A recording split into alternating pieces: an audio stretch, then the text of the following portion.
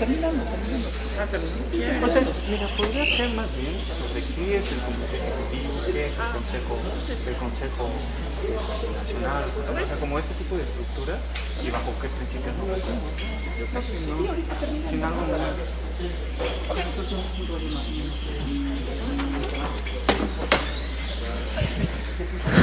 Pues con ustedes vamos a dar inicio a la segunda charla del día, de la jornada. Va a estar con nosotros uno de los intelectuales más activos políticamente hoy día en el país. Y bueno, con ustedes va a estar Rafael Barajas Durán, para los amigos el Fisgón. Él es un caricaturista del periódico mexicano La Jornada, es intelectual, activista político, de izquierda, obviamente, ilustrador de libros para niños, tiene su propia obra pictórica. Él es licenciado en arquitectura por la UNAM, fue portadista de la revista Nexos, del 84 al 86, de la revista Motivos, colaboró en Quecosaedro y en La Garrapata, fue fundador y director y colaborador de las revistas de humor político como El Chahuiztle, El Chamuco y Los Hijos del Averno, y bueno, él tiene su propio espacio de cartones en La Jornada. Pues con ustedes recibámoslo con un fuerte aplauso, el Fisgón.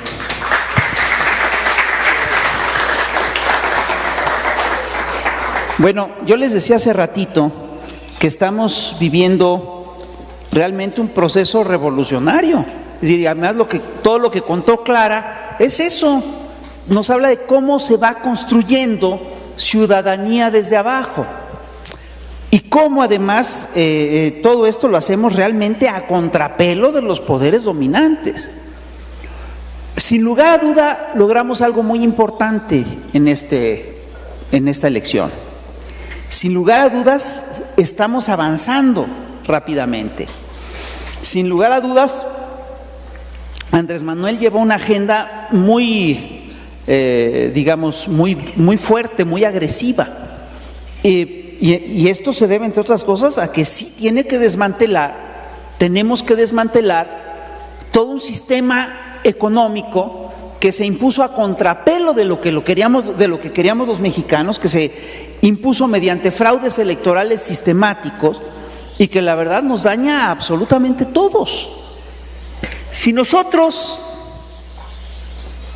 revisamos la historia nuestra, la historia reciente, vamos a ver que en unos cuantos años perdimos una cantidad de derechos brutales, ¿no?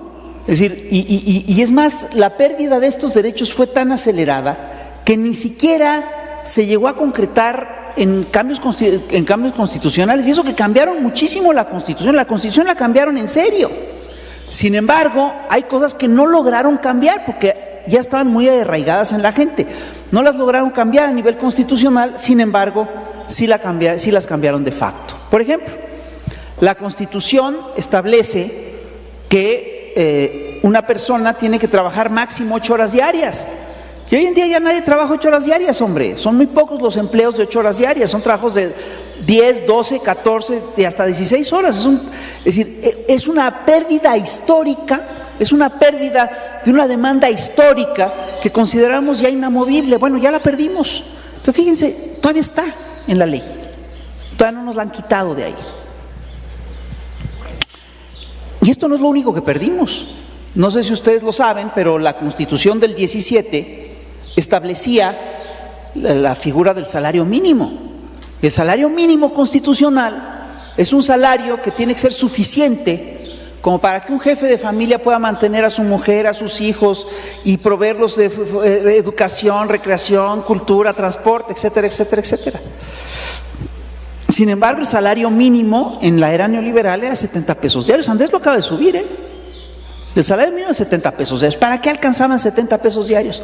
Alcanzaban para que un señor comiera en una fonda de medio pelo una comida. Y la familia, como decía Chavas Flores, y la familia, muy bien, gracias, no comió. Así estamos. No sé si ustedes saben, pero en Estados Unidos hay un tipo de magos que son considerados expertos en pruebas de esfuerzo. No sé si los conozcan, Michael Blaine y Chris Angel. que son unos cuates así que se la pasan así rostizándose bajo el sol y caminan bajo el desierto quién sabe cuántos meses y se encierran en burbujas de agua para ver cuánto aguantan el aire y todo ese rollo. Bueno, a uno de esos magos le propusieron que mantuviera a su familia durante un año con salario mínimo mexicano y dijo que ni madres, que eso sí no lo hacía porque implicaba tener toda una pinche familia de faquires. Bueno, y sin embargo, aquí en México la tercera parte de los asalariados mantiene a su familia con un salario mínimo. ¿Cómo es posible que nosotros sí podamos hacer esa proeza? Bueno, porque no solamente trabaja el papá, sino trabaja el papá, la mamá, el abuelo, el tío, el primo, la sobrina y hasta el perico. Es un trabajo, es un régimen de sobreexplotación brutal al que nos han sometido. Y quiero decirles que toda esta pérdida de derechos sistemática obedece claramente a un proyecto económico. Y es un proyecto económico que se ha impuesto en todo el planeta, en absolutamente todo el planeta esto está funcionando así. Ustedes se van a Estados Unidos y se van a encontrar que Estados Unidos, el país más rico del mundo, ya tiene su tercer mundo. Ya tiene zonas en las que la gente vive en la calle. El otro día que sacaron en televisión internacional el tema de que unos venezolanos sacaban comida del basurero, empezaron a proliferar los videos que denunciaban cómo la gente en Estados Unidos hace lo mismo. Y la gente duerme en las calles en Estados Unidos. Los homeless son una cosa impresionante. Hay una cantidad infinita de homeless en Estados Unidos. Son cientos de miles. Y es el país más rico del planeta. ¿Y por qué están protestando los chalecos amarillos en Francia, los famosos gilets jaunes? Están protestando por lo mismo, por lo que protestamos aquí.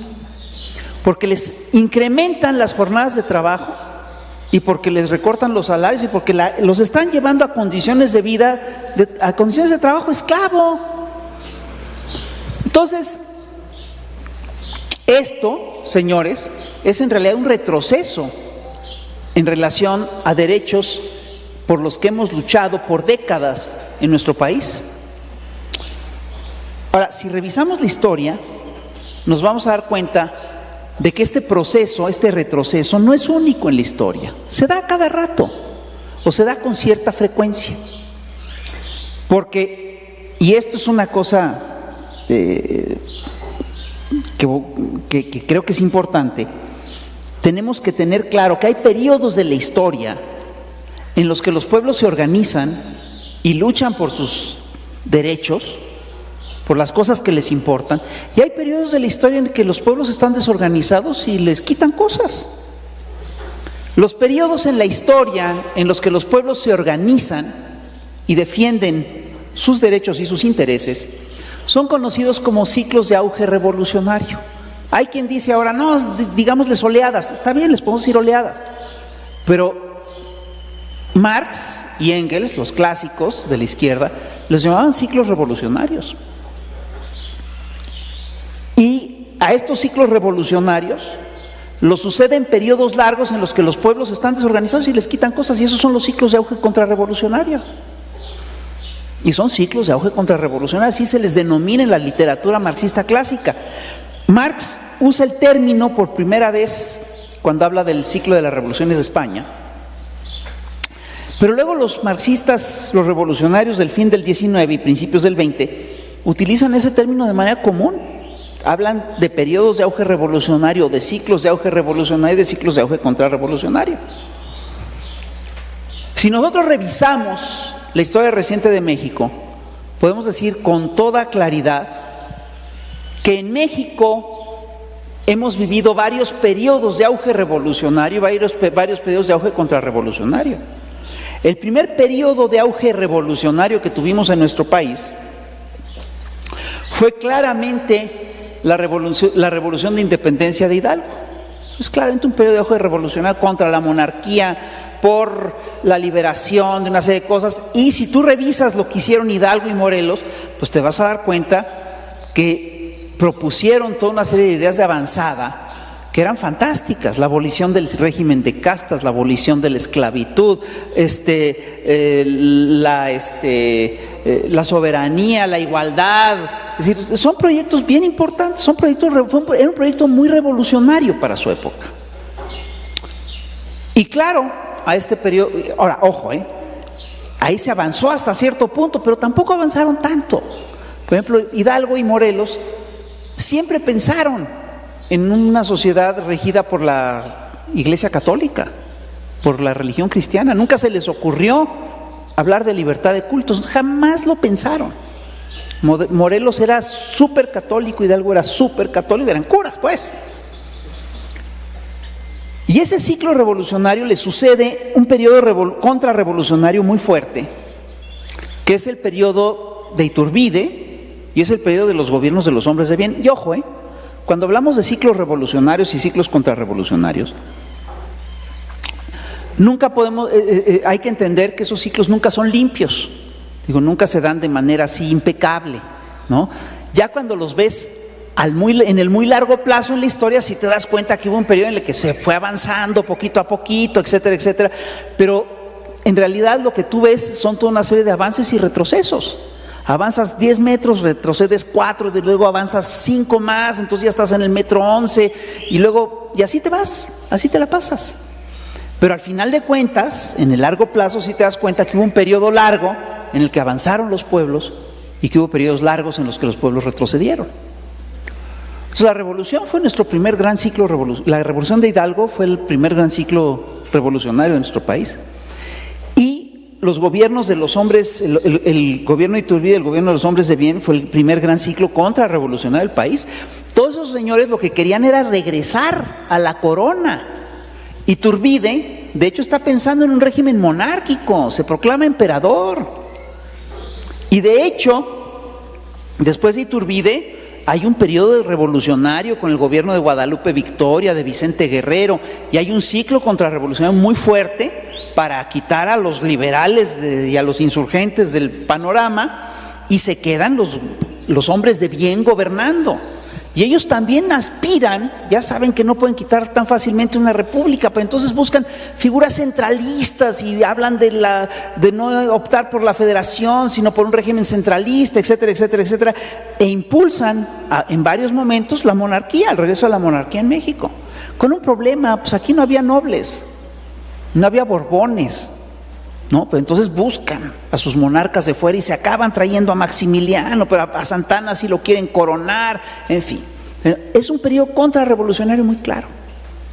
Y después de ese periodo contrarrevolucionario viene vienen varias intentonas revolucionarias muy importantes, que son primero la de Valentín Gómez Farías en 1833, y después la de la revolución de Ayutla, el plan de Ayutla, impulsado por Comonfort, Juan Álvarez y Benito Juárez, para impulsar un Estado nacional y para impulsar, entre otras cosas, libertades importantes como la libertad de opinión, la libertad de pensamiento, la libertad de imprenta, etcétera.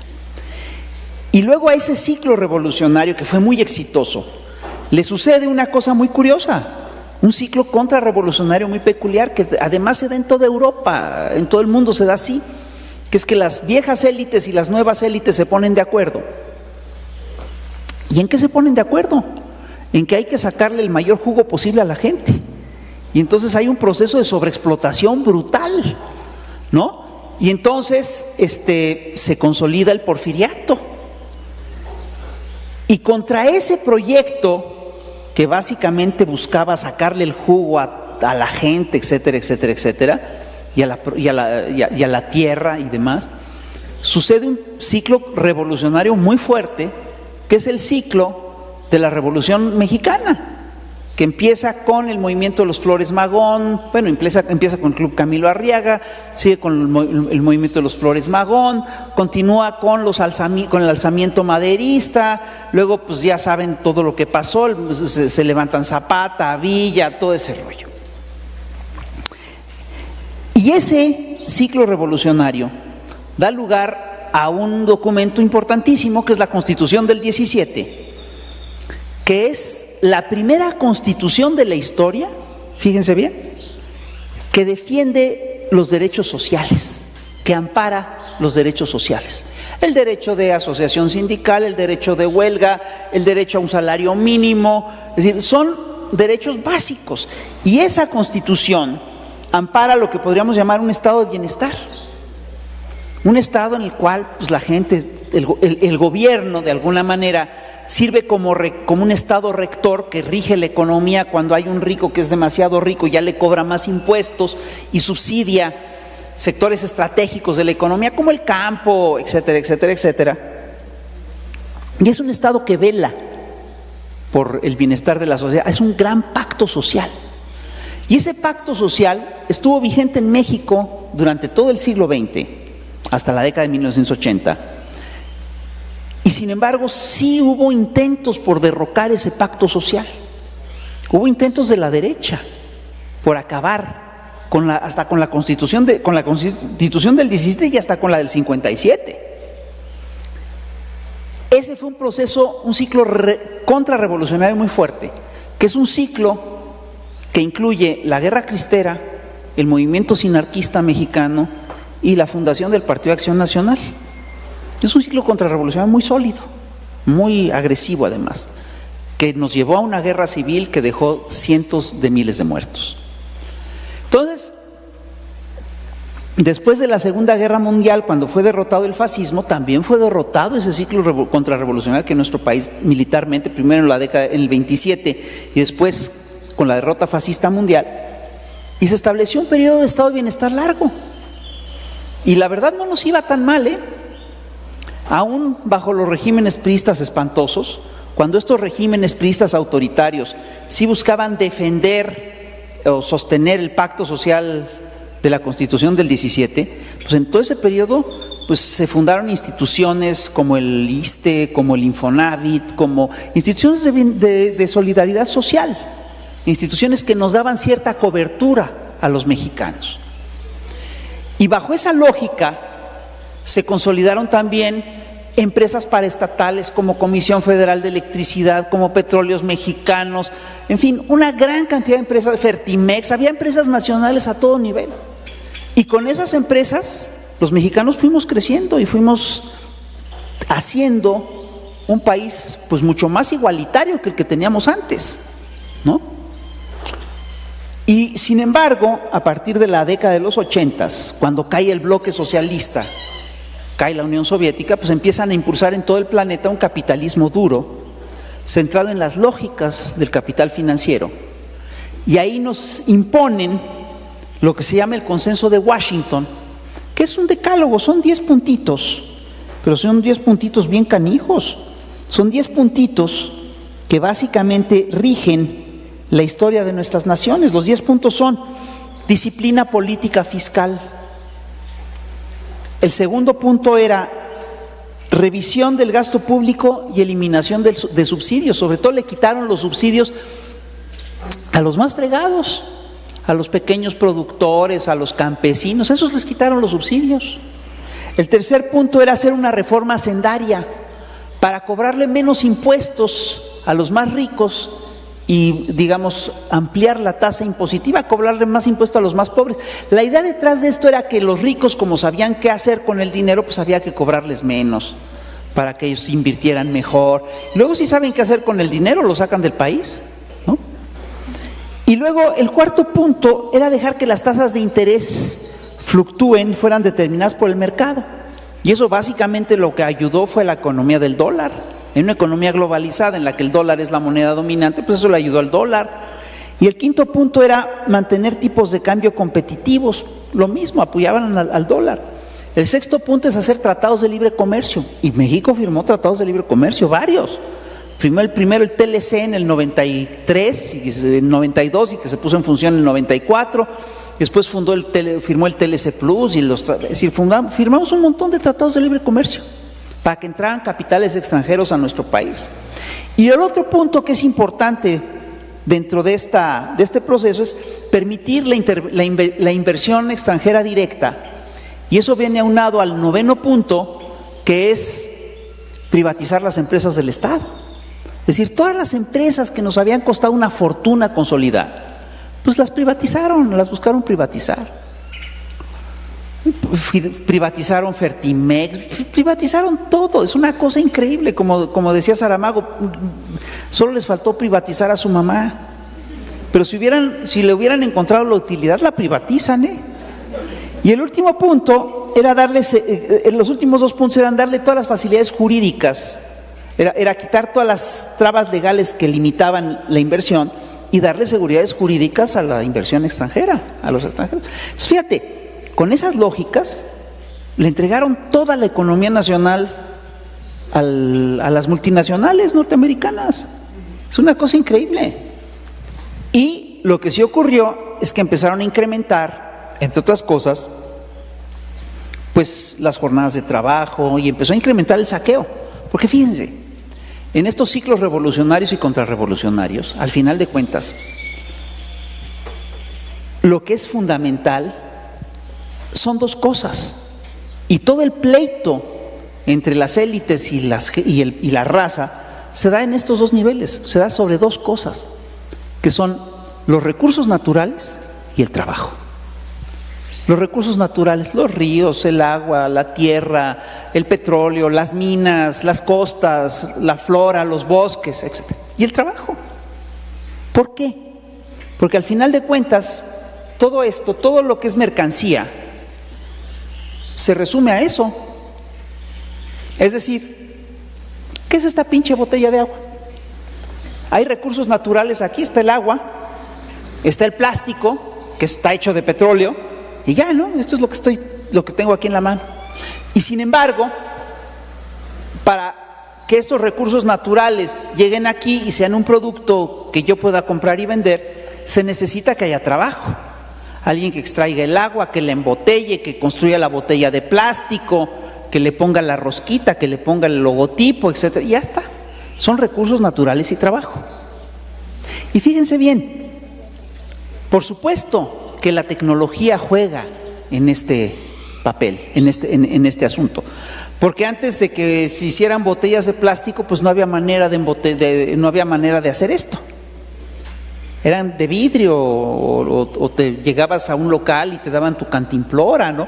No sé si ustedes se saben esta historia. Había un cuate, el inventor de la Coca-Cola, un día recibe a un cuate que le dice: oiga, tengo una idea genial para su producto.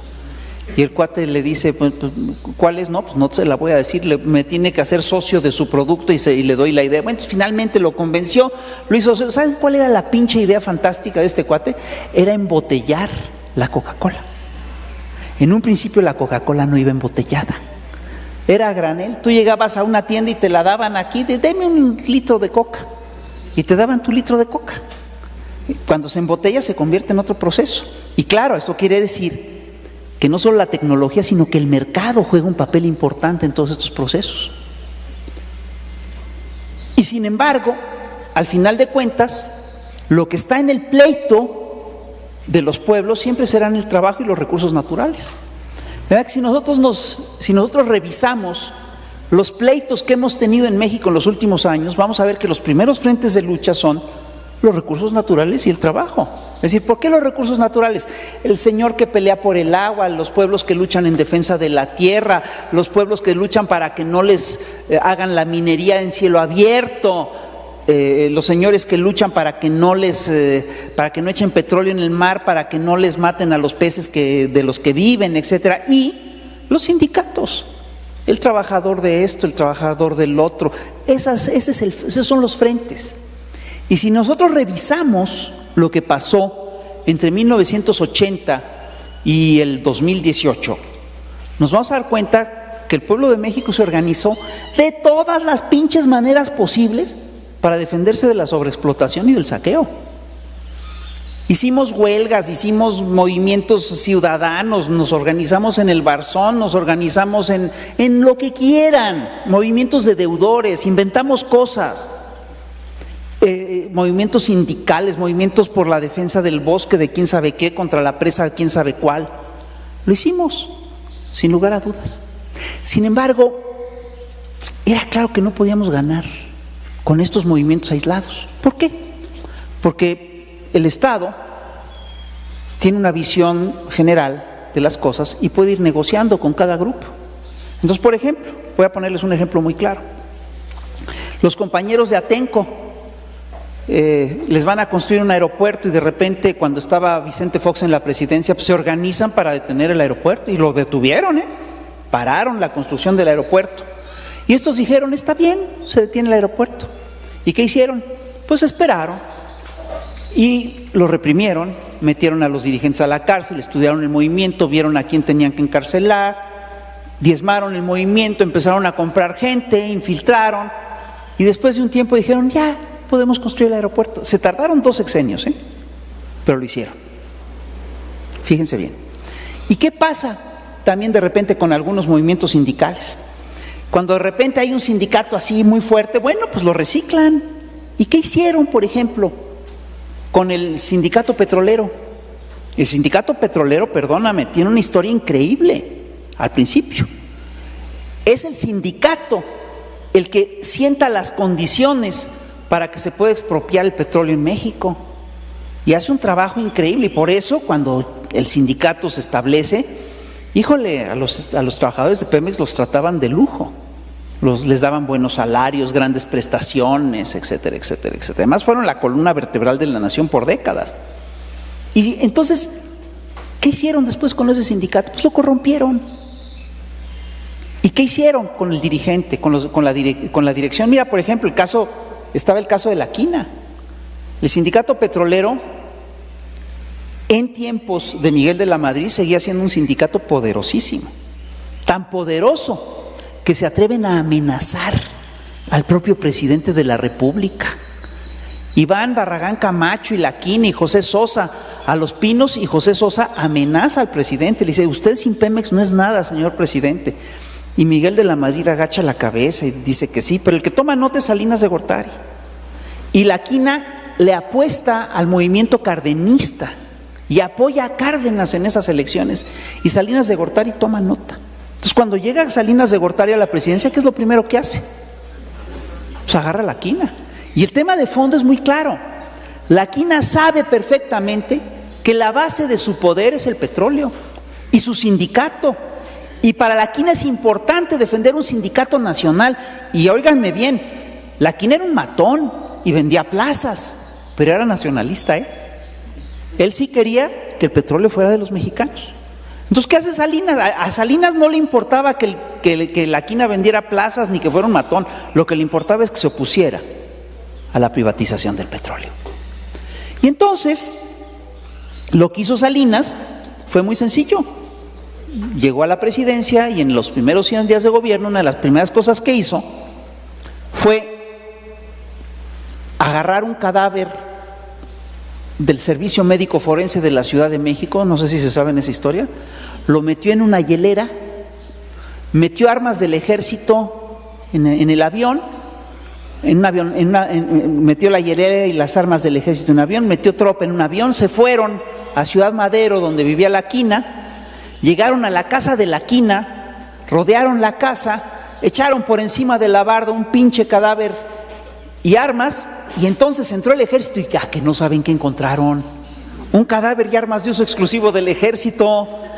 Y entonces con esa lógica pues metieron a la quina a la cárcel y acabaron con el sindicato, con la parte nacionalista del sindicato, e impusieron primero a un señor que se llama Rafael Guzmán Cabrera, que después le heredó la plaza a Romero Deschamps, y esos señores se dedicaron a hacer, es decir, si la quina era chafa, estos eran rastrerísimos. Y entonces se dedicaron a hacer del sindicato pues una empresa que negociaba con negociaba con cosas del petróleo, una franquicia. Entonces pues, acabaron con el sindicato así. ¿Y cómo acabaron con el sindicato de la educación? Pues lo convirtieron en un aparato electoral, al mejor postor. Hombre, ese sindicato hasta tiene su pinche partido político. Dime qué sindicato tiene un partido político. ¿Por qué pudieron hacer eso? Porque los maestros eran grandes operadores electorales. ¿Por qué? Porque en un país, en regiones, en un país como el nuestro, tienes regiones que están muy desamparadas, en las que la gente luego no sabe ni llenar un acta ni sumar votos. Entonces el que hace esos trabajos pues, son los maestros, es el maestro. Entonces hicieron del Sindicato de Trabajadores de la Educación un aparato de operación electoral. Y por eso subsistió el Sindicato Nacional de Trabajadores de la Educación. Y cuando ya sintieron que ya no les sirvió, pues metieron a la cacique de ese sindicato, el Bester Godiel, la metieron a la cárcel. Entonces, fueron golpeando uno a uno a todos los movimientos sociales. Y de veras que supieron administrar la crisis, ¿eh? Porque, por ejemplo, el petróleo lo querían privatizar desde el primer día. Y se fueron a paso de gallo gallina, es decir, midiendo cómo reaccionábamos, tal, administraron los levantamientos sociales. Entonces, ¿cómo lo hicieron? Pues primero Salinas entregó, es decir, encerró a la quina, dividió a Pemex en 5 grandes corporativos y lo empezó a saquear, despacito, poquito.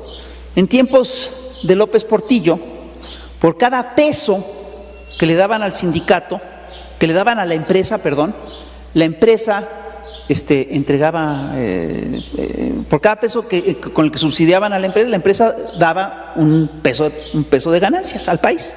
De manera que era una situación de equilibrio, así mantenías el equilibrio en la paraestatal. Con Salinas la cosa ya era diferente, por cada peso que el Estado le metía a Pemex, Pemex le daba 5 pesos con 20 centavos al Estado, pues ya estaba gacho, ¿no? Y en tiempos de Fox ya llegaron al extremo, porque por cada peso que le metían a la empresa daba 8 pesos y fracción, pero ojo, no le metían un peso completo, le metían 12 centavos reales, la endeudaban con 88 centavos y le sacaban 8 pesos y cacho. La querían quebrar, está clarísimo. Fue una estrategia a largo plazo para hundir a la empresa. Y prácticamente lo que estamos recibiendo ahorita es una empresa absolutamente saqueada. Vendieron a precio de fierro viejo refinerías. Y ahora las tenemos que construir y resulta que son carísimas. Remataron maquinaria fantástica en Pajaritos y ahora la tenemos que comprar como nueva. Entonces, así está. Eso es lo que hicieron estos señores. ¿Qué es lo que hicieron? Privatizaron ganancias y socializaron las pérdidas. ¿Qué es lo que hicieron? Saquearon al país. Nos saquearon a todo nivel. ¿Qué implica esto? Implica, entre otras cosas,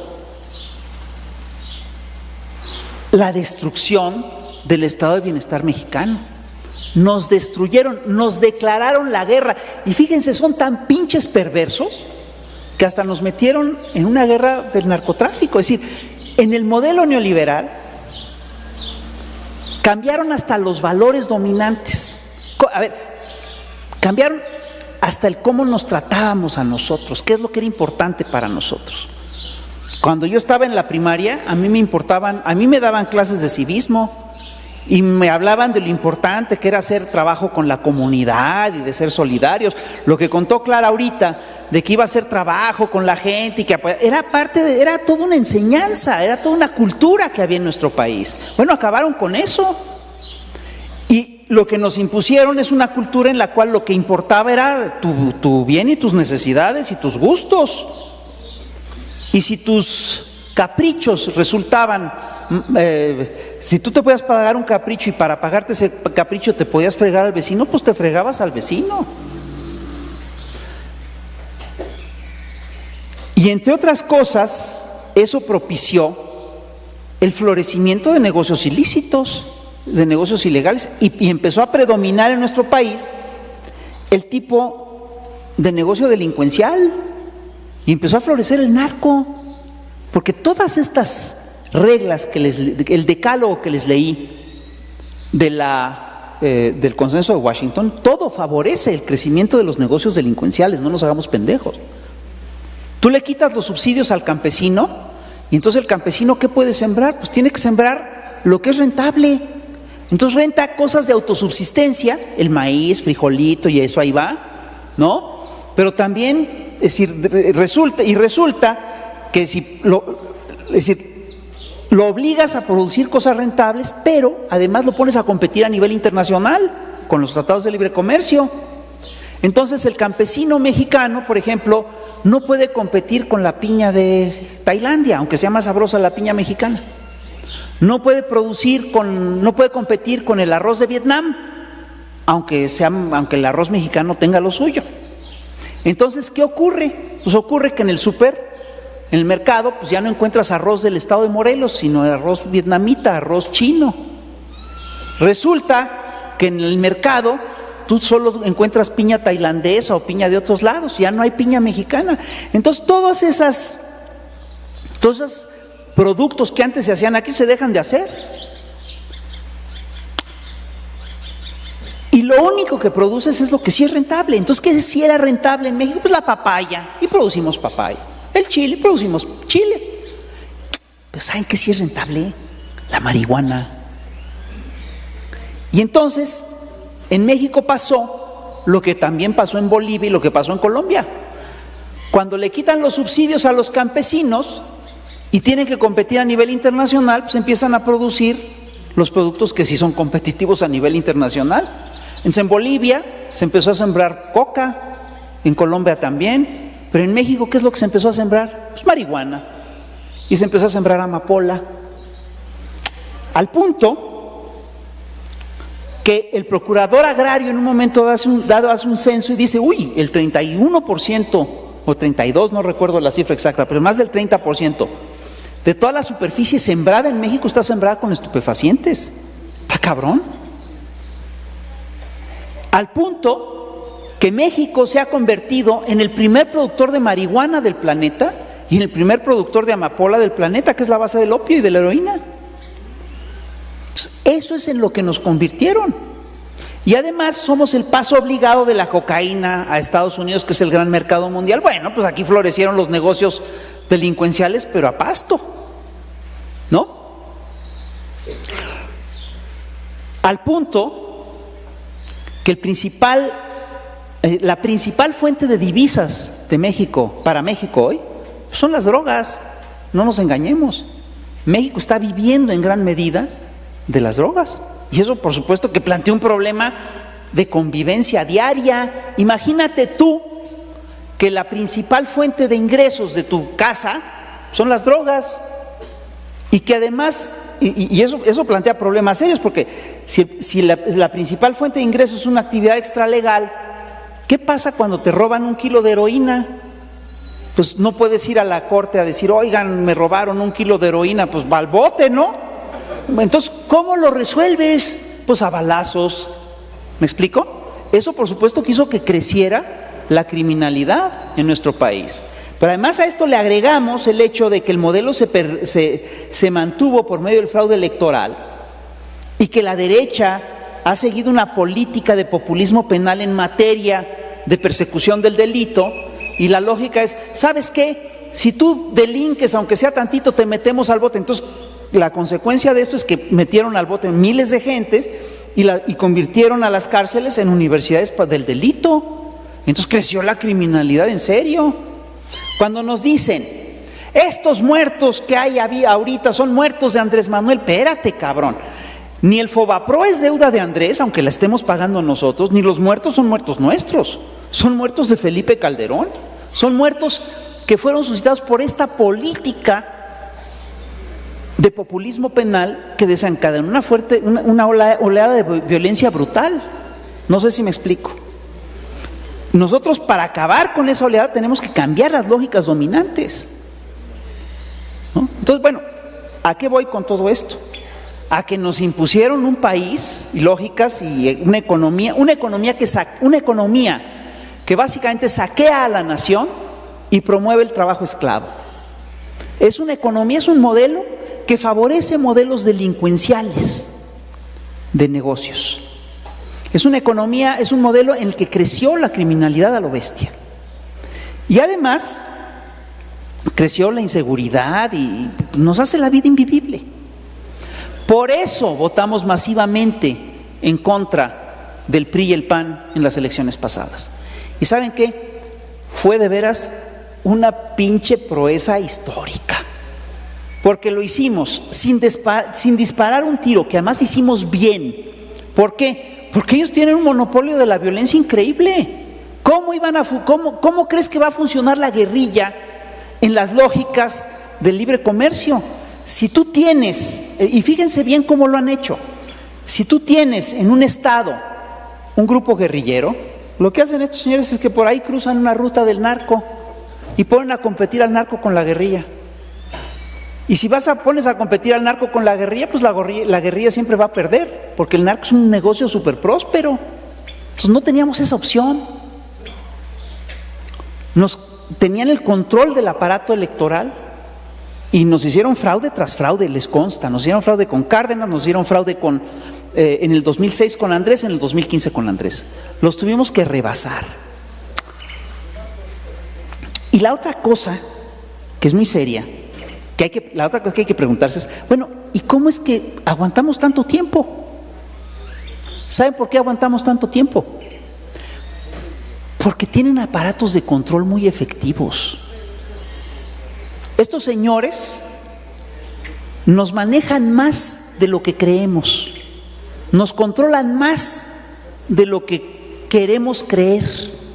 ¿Les puedo hacer una encuesta rápida para ver qué tanto controlan por lo pronto nuestro conocimiento? ¿Lo que sabemos? Ok. Levanten la mano los que sepan quién es el Chapulín Colorado, por favor. Levanten la mano. Muy bien, todos sabemos quién es el Chapulín Colorado. Levanten la mano, por favor, los que sepan quién es Shakira. Hombre, por favor. Levanten la mano los que sepan quién es Luis Miguel. Muy bien. Levanten la mano los que vieron la serie de Luis Miguel. No, levántenla, no sean... Bueno, ok. Levanten la mano los que sepan quién es el Chicharito Hernández. Muy bien. Ahora, levanten la mano los que sepan quién es Juan Vicente Melo. Ah, ¿verdad? Juan Vicente Melo es un escritor muy bueno.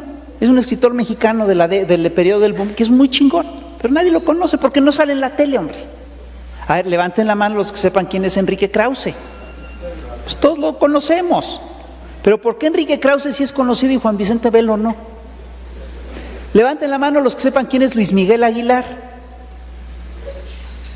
¿Quién es Aguilar Mora? Aguilar Mora, bueno, poquitos, los más viejos sabemos quién es Aguilar Mora, porque es un teórico de la izquierda, pero ese sí no aparece en la tele. No sé si ustedes se fijan que a cada rato nos imponen sus valores y las cosas que a ellos les importan. A cada rato nos hablan de la bolsa en la televisión y en la radio, ¿a poco no? Levanten la mano los que han oído alguna vez en su vida información sobre la Bolsa Mexicana de Valores. Levanten la mano, por favor. Pues todos la hemos oído, ¿no? Ahora levanten la mano los que tienen acciones en la Bolsa de Valores. Nos importa una chingada qué pasa en la Bolsa de Valores y sin embargo nos bombardean con esa información. ¿A qué voy con eso? Voy a lo siguiente y termino con esto, ya los dejo en paz. La Bolsa Mexicana... Bueno, termino con esto. Mira, en la era neoliberal, tras la caída del bloque socialista, los gringos se dieron cuenta de una cosa que es muy importante. Se dieron cuenta que el planeta era de ellos, pero que no tenían un ejército lo suficientemente grande como para controlar a todo el mundo. Y además sabían perfectamente bien que iban a impulsar un modelo económico que iba a provocar mucho enojo y muchas protestas en todo el planeta. Lo impulsaron a sabiendas de que no había un referente histórico mundial para oponerse a su proyecto. ¿De acuerdo? Entonces, y lo que dijeron, bueno, ok, todo esto va a pasar, vamos a avanzar, vamos a defender nuestros intereses, vamos a impulsar a nuestras multinacionales. El problema es, bueno, ¿y cómo vamos a controlar a la gente? Y se dieron cuenta que podían controlarla a través de un nuevo tipo de guerra. De eso les va a hablar Blanca Montoya en la tarde. Esta guerra que ellos tienen es una mezcla, es una cosa rara, es un híbrido, se llama guerras sin fusiles o guerras de cuarta generación, y son guerras que, ojo, pueden ser muy violentas y que mezclan hechos violentos aislados, como en la guerra de Calderón, que tú de repente tienes mucho miedo porque sabes que hay un montón de muertos por todas partes, pero no sabes dónde, ¿no? Y es una guerra que mezcla hechos violentos que ellos manejan, ¿no? Y que está mezclada además con una guerra de propaganda súper eficaz y muy bien armada. Un aparato de propaganda que está incluso manejado por expertos en operaciones psicológicas. ¿De acuerdo? A ver, ¿nos han aplicado esa guerra en México? Pues por supuesto que sí. Cuando nos hicieron la campaña de Andrés Manuel López Obrador, un peligro para México, ¿qué chingados creen que estábamos viviendo? ¿Qué creen que es el señor Solá y los otros señores que trajeron de Estados Unidos? Son expertos en operaciones psicológicas. Lo que vimos ahorita que se destapó de Operación Berlín era eso. Son operaciones psicológicas dirigidas a influenciar a la opinión pública. ¿Y que nos manejan? Pues por supuesto que nos manejan. Por supuesto que tienen la forma de convencernos. ¿Por qué no funcionaron estas guerras ahora? No funcionaron por varias cosas. La primera, y no es la más importante, es porque surgieron nuevas plataformas para informarnos. Si en 1980 todos veíamos Televisa, hoy nadie ve Televisa. A ver, levanten la mano los que han visto Televisa, un noticiero de Televisa en la última semana. Bueno, si hubiera hecho esta encuesta hace 7 años, todos hubiéramos levantado la mano, todos. ¿Cómo nos enteramos? A través de Facebook, a través de Twitter, a través de muchas otras cosas. A través de las mañaneras, ¿no? ¿Y qué otra cosa pasó? ¿Saben qué otra cosa pasó? Que como la guerra, el frente de esta pinche guerra es nuestra pinche cabeza, empezamos a trabajar nuestra cabeza. Parece mentira, pero sí, la revolución de las conciencias fue efectiva. Hay una encuesta que es la encuesta de la ignorancia, que la saca CNN cada cierto tiempo, y es una encuesta que dio resultados en 2007, y resulta que en 2007, de todo el planeta, México era el país más ignorante de todos. Éramos el país más ignorante de todos. Pues sí, eso explica, entre otras cosas, la llegada de Calderón, ¿eh? Y de veras, lo digo en serio. Y hace poco volvieron a sacar la encuesta y saben, estábamos en el lugar 11. A ver, espérate, piénsale bien. Pasamos del primer lugar al 11 en 5 años. ¿Qué pasó? ¿Saben qué es lo que pasó? Pasó este pinche movimiento. Sí hubo una toma de conciencia y la gente se empezó a enterar y la gente empezó a estar más informada. ¿Qué quiere decir eso? Eso quiere decir que estas pinches guerras psicológicas sí pueden ser vencidas. ¿Y cómo las vamos a vencer? Así, con esto que estamos haciendo aquí. Esto que estamos haciendo es más peligroso de lo que se imaginan. Esto de sentarnos a platicar y a platicar, puta, está cabrón. Se construye, sí o no, una inteligencia colectiva. Dicen que 2 cabezas piensan más que una. Eso puede ser o no puede ser cierto. Pero lo que sí es un hecho es que cuando contrastas información con otra gente y hay diálogo, pues se va elevando el nivel de formación de la raza, ¿a poco no? Y miren, eso te explica que nunca te vas a encontrar ni un pinche artista talentoso, ni un filósofo talentoso. Bueno, el único caso es Kierkegaard, pero en general rara vez te encuentras un pinche filósofo que funcione y que sea un gran filósofo y que esté solo. Todos los filósofos griegos, desde Aristóteles hasta Platón, formaron parte de escuelas. Cuando tú ves el mural de Rafael en el Vaticano, en el que vemos a Platón platicando con Aristóteles, bueno, están los maestros en el centro, pero alrededor hay un chingo de cuates también dándole vuelta al ratón, ¿no? Bueno, yo tengo una experiencia muy peculiar, es decir, yo he trabajado en un periódico. Yo les puedo asegurar que en un periódico sí se crea una inteligencia colectiva. Y tú llegas con tu cartón, ¿no? Yo llego con mi cartón así sintiéndote, y luego llega alguien y te dice, no, espérate, estás pendejo, esto no, ya te equivocaste, la noticia es falsa, aquí estás, entonces ya te vas y dices, bueno, está bien, tienes toda la razón. Y llega el reportero con la nota y llega alguien y le dice, oye, pues yo tengo algo que te puede ayudar, y te da otro dato y mejora la nota, y entonces el jefe de redacción revisa, pues todo está muy bien, pero está escrito con las patas, así es que se pone a tachar, y se hace una inteligencia colectiva. ¿Saben qué? Es lo que estamos haciendo. No se lo digan a nadie, nada más a los que se vayan encontrando por la calle. Queremos construir una inteligencia colectiva. Sí se puede. Es más, estamos obligados a hacerlo. ¿Saben por qué? Porque ellos sí tienen esto funcionando. Ellos sí tienen todo un aparato de propaganda activo para fregarnos. Y perdón, si el terreno de combate es nuestra cabeza, pues vamos a ocuparlo primero nosotros, ¿no? Y no el chapulín colorado. Si el terreno de combate es nuestra mente, pues vamos a trabajarlo bien. Y ojo, hay que entender qué es lo que están haciendo, porque son estrategias bien sofisticadas las que ellos traen. Y nos controlan y no nos damos cuenta. Por ejemplo, si nosotros revisamos la información que hemos recibido en los últimos meses, nos vamos a dar cuenta que por lo menos diario, que por lo menos cada día nos nutren de 2 o 3 noticias falsas, pero falsas, mentiras brutales. Y además, fíjate, el término noticias falsas, lo hablábamos con Blanca la otra vez, es una falacia. Noticia quiere decir algo que sucedió. ¿Cómo va a ser una noticia falsa? Es decir, ¿sucedió o no sucedió? Si no sucedió, no es una noticia falsa, es una mentira. Y estamos bombardeados por mentiras todo el pinche tiempo. ¿Cómo vamos a defendernos de esta pinche maquinaria infernal que hace de repente que hasta nosotros, que sabemos cómo funcionan las cosas, nos creemos las pinches mentiras?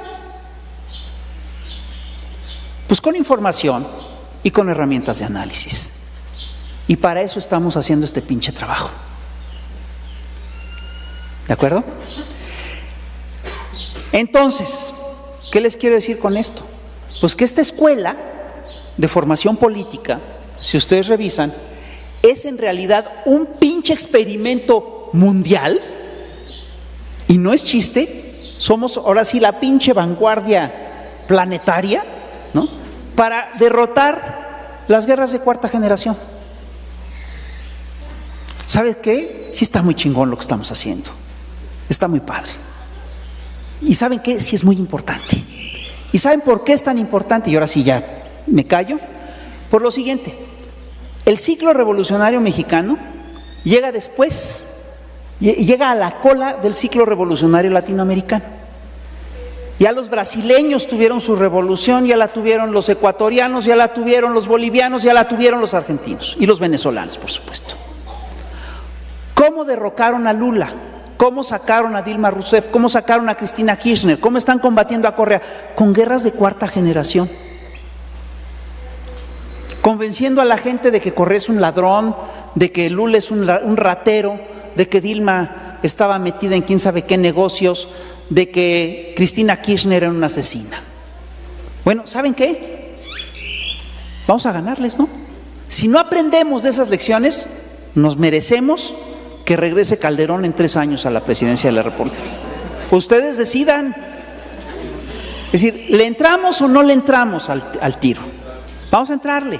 Además está padre, está chingón tener nueva información, nuevos datos, darle vueltas a la pinche cabeza. ¿Cómo le vamos a hacer con la gente? ¿Cuál es el compromiso de ustedes?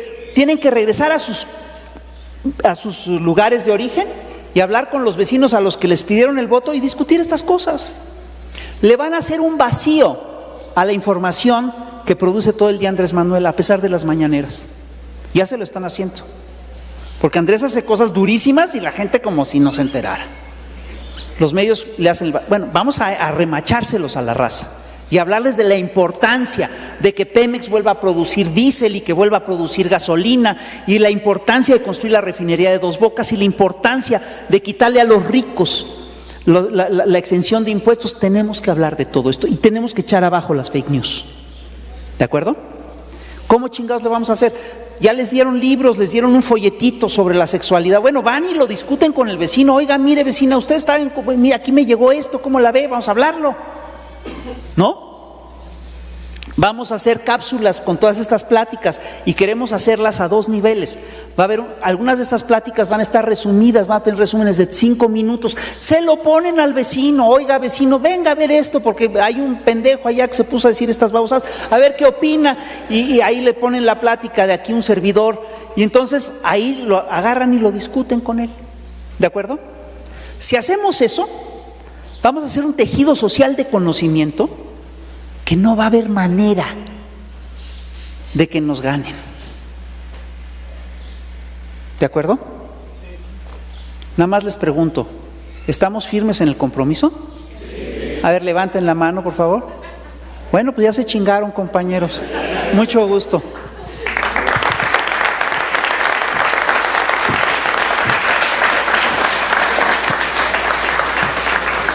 Gracias, Rafael.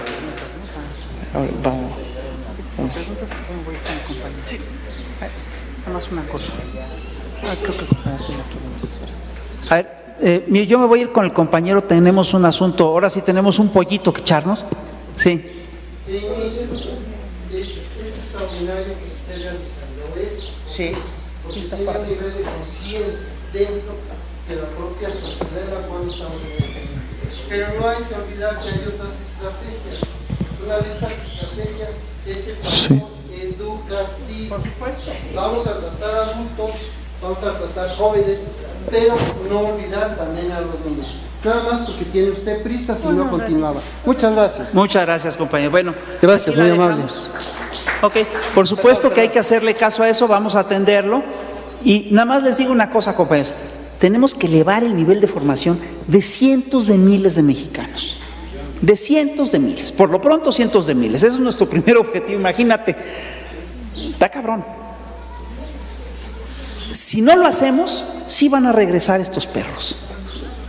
Bueno, quise decir, estas malas personas son susceptibles de volver a tomar el poder.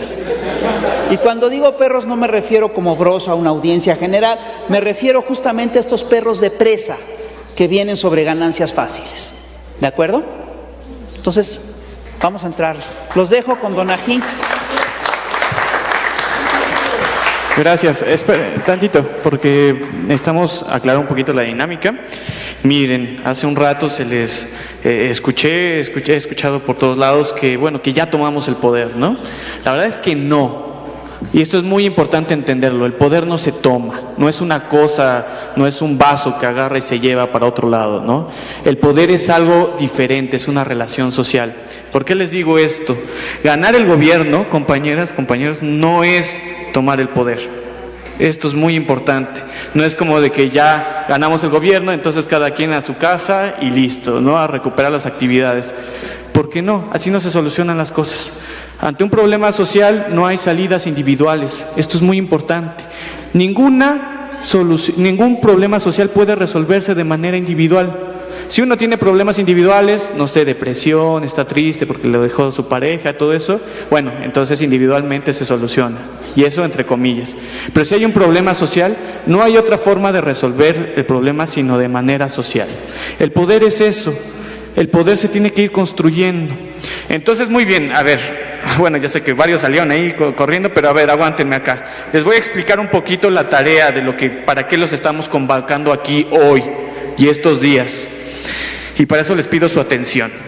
A ver, la idea es que cada una y cada uno de ustedes pueda articular un círculo de estudios, ya sea en su barrio, en su colonia, ya sea en su escuela o ya sea en su centro de trabajo. Pueden ser 3 personas, un círculo de estudios pueden ser 3 personas, hasta 50 si quieren. Pero ¿cuál sería el objetivo? El objetivo de articular estos círculos de estudio es que puedan trabajar en 3 niveles. Esos 3 niveles serían los siguientes. Primero puede ser a partir de foros como el que acabamos de tener aquí con Rafael, ¿no? Que se pueden llevar personas que quieran hablar sobre medio ambiente, que quieran hablar sobre problemas económicos, sobre tal ley, tal reforma, lo del huachicoleo, yo qué sé, pueden ser eso. Ese es el primer nivel, el de los foros. Pero hay un segundo nivel, el de generar talleres y círculos de lectura, de discusión de lectura. Fisgón dijo algo muy importante: el conocimiento no se construye individualmente, sino colectivamente. En ese sentido, ¿qué es? La idea es que ustedes retomen libros base y se pongan a discutirlos. A lo largo de este curso vamos a dar algunos, ¿no? Algunas ideas. Por de entrada pueden ponerse a discutir el de la raíz nazi del pan. Es muy importante ese libro. Y se pueden juntar a reunir y a leerlo. Hay más, hay mucho más. Y además vamos a trabajar también metodologías de talleres, para dar talleres a otras personas, ¿no? ¿Para qué? Para enseñar cómo hacer un análisis político, cómo hacer un análisis económico, cómo entender la diversidad sexual, ¿no? Por ejemplo, vamos a dar varios talleres para que ustedes lo repliquen. Ustedes tienen que aprender entonces la metodología y replicar estos temas que vamos a estar dando a lo largo de este curso, los mismos, reproducirlos en su espacio. Es decir, por ejemplo, ustedes se revisan el programa y no tiene que ser, obviamente aquí hacemos 4 días intensivos, pero no tiene que ser así.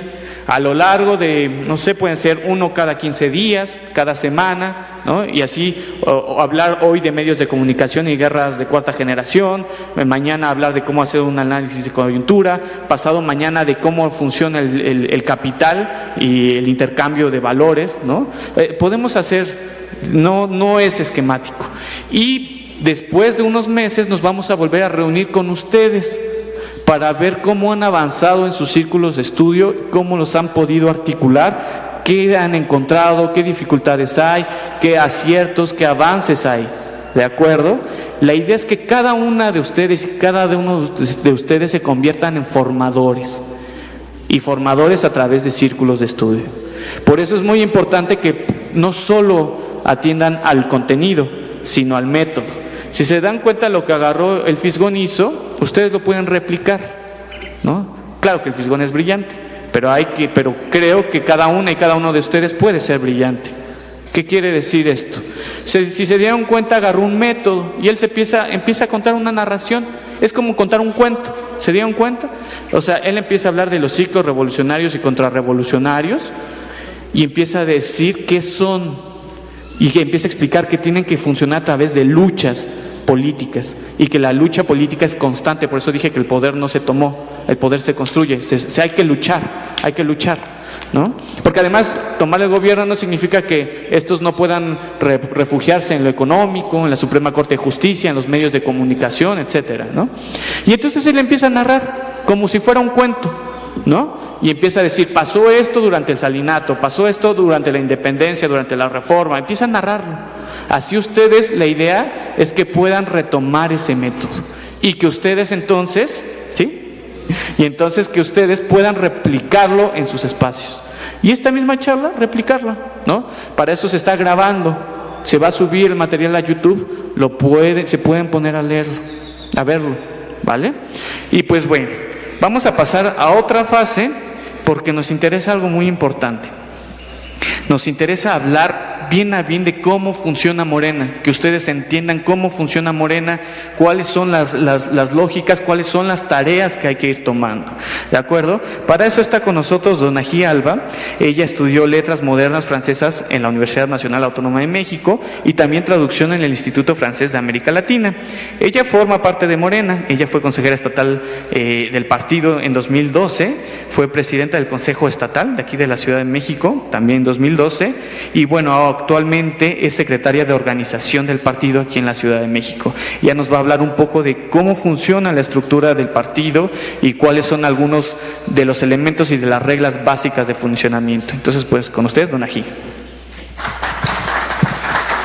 Gracias, compañeros. Pues miren, yo de una manera muy esquemática les voy a hacer un recuento de los lineamientos que se establecen en el estatuto. Todos ustedes tienen en sus manos un ejemplar del estatuto y básicamente yo me voy a ir como de una manera muy esquemática a describir algunas de las funciones. Hasta ahorita se ha hablado de antecedentes, ¿no? Tuvimos una primera charla que fue muy, muy interesante y nadie más que Clara lo podía establecer, lo podía explicar, de cuáles son los orígenes, de dónde venimos, qué es Morena, desde cuándo se empezó a planear todo esto. El Fisgón también hizo lo propio. Entonces, llegado a este punto, decir, tenemos un partido político. ¿Qué somos? Un partido político de izquierda, con reglas y una historia de lucha que proviene de las luchas de izquierda. Ahora, Morena, desde el 2012, que fue fundada, que se empezaron los trabajos de organización para crearlo, proviene de una diversidad muy grande. una diversidad de pensamiento, de compañeros que ayudaron, como Clara, como Rafael, como muchos liderazgos en todo el país, que tenían que ponerse de acuerdo para lograr una estructura partidaria, porque eso es lo que somos. En 2012 tuvimos unas primeras asambleas distritales en donde decidimos si éramos partido o movimiento. Desde aquel entonces yo me puse a revisar los documentos que se nos entregaron para tomar la decisión, porque eso fue lo primero que votamos en los primeros congresos de Morena, y creo que no había duda. Todas las argumentaciones, incluso las que estaban en contra de que fuéramos partido, decían, bueno, sí tenemos que ser partido, aunque no nos guste, ¿no? Pero nunca tenemos que dejar la ideología del movimiento. Pero bueno, finalmente lo decidimos. Somos un partido político y tenemos que organizarnos en esta pluralidad, ¿no?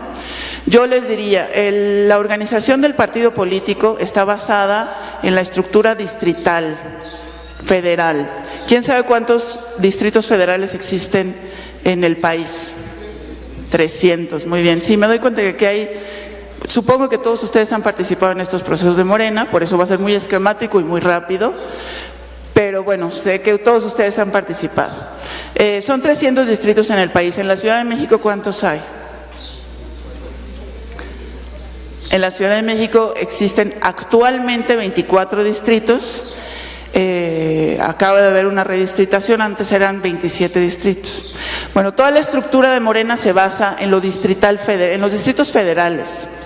Es decir, la estructura de Morena, y en eso hago mucho énfasis, se basa en los delegados que son electos en los distritos federales de los 300 distritos de todo el país. En la Ciudad de México, 24. Y básicamente ellos son los que toman las decisiones, porque la entidad máxima de Morena es el Congreso Nacional. El Congreso Nacional está formado por los 300 congresistas nacionales que son electos en cada uno de los 300 distritos del país, federales. Es decir, todas las decisiones, y eso le doy mucha importancia porque vamos a vivir un proceso distrital interno próximamente, las decisiones se toman a partir desde esa base. Es decir, los compañeros y compañeras que forman el Congreso Nacional actualmente y que lo formarán, que se renovará próximamente, son quienes tienen la responsabilidad de conducir a nuestro partido. La máxima autoridad es el Congreso Nacional.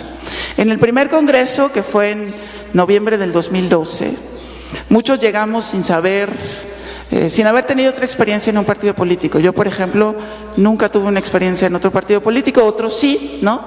Pero fue el primer intento por organizarnos y entender cómo y para qué formábamos esto que estábamos formando. Entonces, a partir de esta diversidad que les hablo, el partido político Morena, y así ocurre en todos los partidos políticos, tiene dos brazos de trabajo: los órganos de conducción y los órganos de dirección y los órganos de ejecución, es decir, los comités ejecutivos y los consejos estatales, nacionales y estatales. Llegamos a ese primer congreso para decidirlo todo. Ya habíamos decidido quiénes eran nuestros congresistas y teníamos que elegir estos dos brazos. ¿Cuál es la diferencia entre esos dos brazos, entre los órganos de dirección y ejecución? ¿Quién sabe? ¿Quién tiene una idea? ¿Nada? ¿Nada? Bueno, los órganos ejecutivos, como su nombre dice, son los órganos que ejecutan las instrucciones, que ponen en funcionamiento las tareas que decreta el órgano de dirección, que son los consejos, ¿sí? Entonces, a este primer Congreso Nacional, miren, ahorita la verdad fue así como una decisión rapidísima, pero yo mañana les entrego un esquema, ¿sí? Para que todos lo tengan, es un resumen de lo que viene en el estatuto, pero un esquema muy fácil, ¿no? Lo pongo así, muy a grandes rasgos, a reserva de que mañana les entregue un esquema. Entonces, este primer Congreso Nacional del 2012 tenía la función de decidir todo en Morena. No solamente quién nos iba a representar en el CEN, en el comité ejecutivo, en el órgano de ejecución nacional, sino también la forma de nuestro comité ejecutivo. Les digo la forma porque cambió. El Congreso llegó con los 300 congresistas, teníamos la obligación de decidir a los consejeros nacionales. Los consejeros nacionales en Morena son 200 y ellos son quienes iban a decretar la forma de actuar del partido, que ejecutaría después en los comités ejecutivos.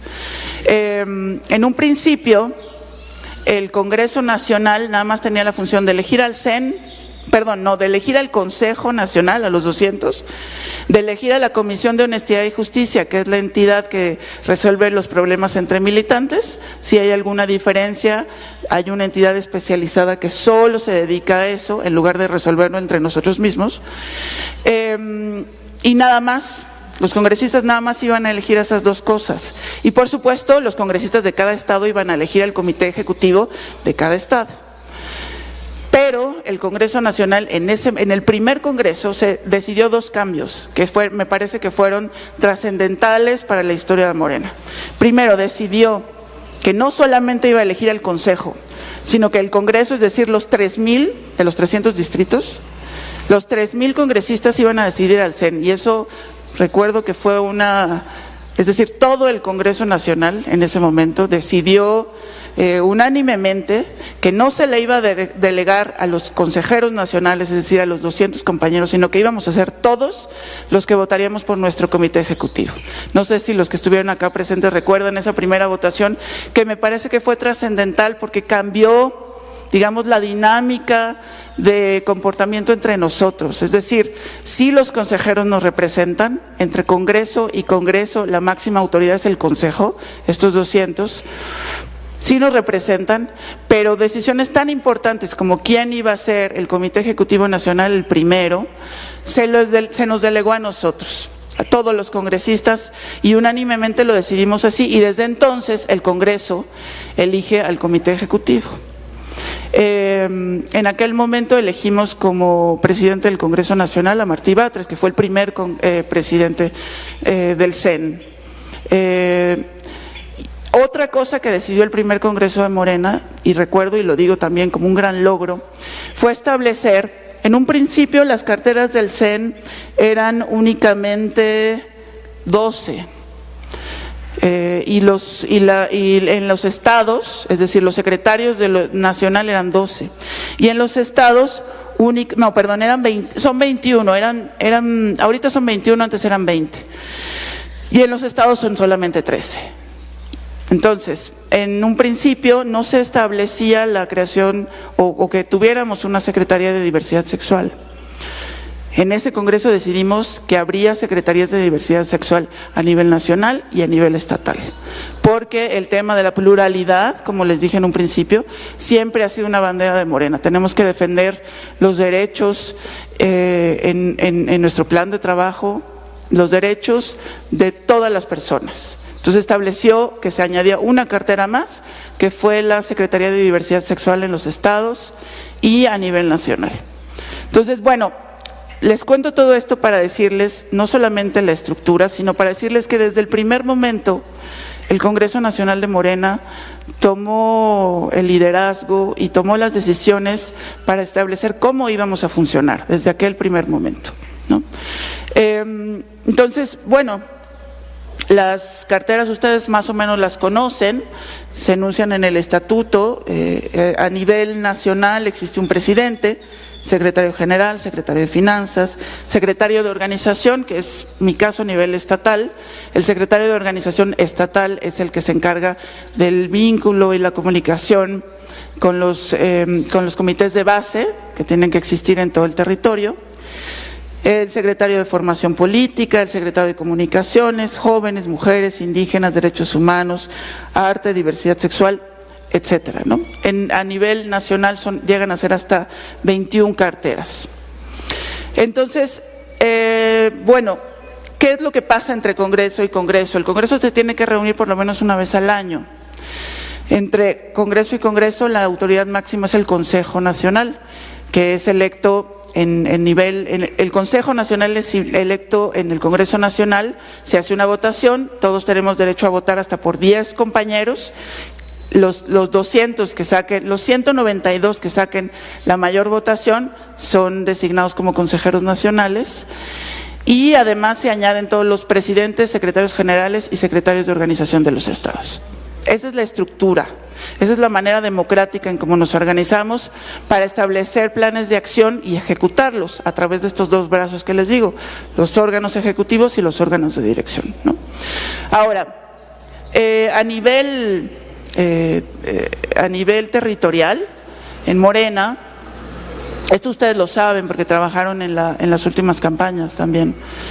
A nivel territorial, los militantes de Morena, los afiliados, tienen que organizarse a través de comités de base.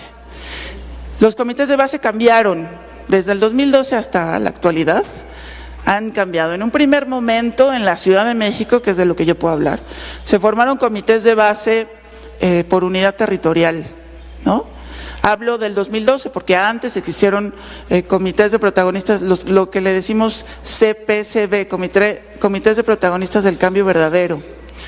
Primero existieron los comités del gobierno legítimo, mucho antes de que se buscara el registro como partido político. Después se buscaron, ya como con el registro, a partir del 2014, se buscó la creación de comités por unidad territorial, por colonia, que era la manera más sencilla de organizarnos, ¿no? Es decir, uno conoce a sus vecinos porque viven en la misma colonia que uno, porque los convive con ellos al salir a comprar algo en la calle, a comer, etcétera, ¿no? Pero a partir del 2016, que tuvimos claro cuál era, que teníamos que tener una estrategia y reforzarla territorialmente para la campaña, se decidió que los comités no fueran por colonia ni por afinidad, que era otra manera, es decir, afinidad pues, sectoriales, de mujeres, de jóvenes, etcétera. Decidimos que íbamos a darle mucho más fuerza a los comités por sección electoral, porque estábamos frente a una campaña y la lógica de las campañas políticas son las secciones electorales. Entonces, no sé si ustedes seguramente pertenecieron a los comités de su sección, ¿no? Por ejemplo, pregunto, ¿quién es el representante 1 de su sección electoral? Yo, por ejemplo. Exacto. ¿Quién es el representante 2? Algunos. ¿Quiénes son nada más integrantes de su comité de sección electoral? Sí son. ¿Cómo me dicen que no? Sí son. A ver, ¿cuántos integrantes tenía un comité? ¿Perdón? Exacto. Primero 5. Porque era una lógica de cuidar la casilla, ¿no? Después la estrategia cambió para que llegáramos hasta 10 integrantes por sección electoral, en el sentido de que unos se iban a encargar de la promoción del voto, otros de la defensa del voto, y algunos otros iban a hacer una estructura de vigilancia en la calle, ¿no? Esa era la función de los comités. Y si me preguntan, yo creo que fue una decisión correcta. En 2018, además de cambiar la lógica de los comités de protagonistas, se creó una estructura, además de los consejeros que existían, de los 3.000 congresistas en todo el país, se decretó que habría 300, y lo votamos en Consejo Nacional y en Congreso Nacional, decidimos que tendríamos una estructura que se encargaría en cada uno de los 300 distritos una persona de tener una estrategia rumbo a la campaña, ¿no? Como lo recordó Clara, esa fue una decisión que cimbró en muchos aspectos al partido, pero pues después de los resultados yo creo que fue la estrategia correcta. ¿Por qué? Pues teníamos que tener compañeros que solo se dedicaran a eso, ¿no? Aquí en Iztapalapa la encargada distrital, bueno, de los 5 distritos de Iztapalapa, Clara era la encargada de todos estos 5 distritos, ¿no? Entonces, yo creo que fue la estrategia correcta, lo logramos. Ahora bien, yo les diría, en la situación en la que estamos ahora, en la que Morena cambió, y cambió porque ganamos, y eso es algo que nos debe tener a todos muy contentos. Yo creo que la organización del partido tiene que orientarse a esto que estamos haciendo ahorita. Es decir, tenemos consejeros, tenemos comités ejecutivos, tenemos comités de protagonistas. Yo creo que tenemos que fortalecer a todo esto que ya hemos hecho durante tantos años, y solo puede ser a través de la formación política. Me parece que uno de los intentos que tenemos que hacer es convertir esa estructura que teníamos a nivel antes de sección electoral, la tenemos que transformar en círculos de estudio, porque es lo único, la información, la organización, es lo único que ahora puede fortalecer el proyecto de Morena, ¿no? Ahorita el padrón está cerrado. ¿Por qué? Porque, como les dije, logramos primero el registro, que fue la primera estrategia por la que se convocó a la afiliación. Logramos consolidar la estructura de una campaña cuando se cambió la estrategia a nivel seccional. Eso ya lo logramos. Ahora yo creo que la lógica organizativa de los militantes tiene que estar en función de darle fortaleza a los principios de nuestro partido. Y solo puede ser a través de los círculos de estudio que se van a formar. ¿Qué es lo que les estoy diciendo? Pues mi opinión es que esos comités que formamos por sección electoral hay que retomarlos. Pero la lógica electoral ya cambió. Sí va a haber elecciones, ¿no? Pero digamos que lo que tenemos que hacer es volver a buscar a todos esos compañeros para decirles, oye, ahora ya no te voy a pedir que vayamos a hacer campaña, que busquemos convencidos, que credencialicemos a los compañeros, todo eso que ya hicimos. Ahora yo creo que lo que tenemos que hacer es reunirlos, no sé si en una lógica de sección electoral, creo que ya no es tan fácil, ¿no? Uno no se identifica o sea, no sabemos nuestra sección electoral porque estamos en esto, pero la gente no se sabe su sección electoral, se sabe la colonia, se sabe la calle, ¿no?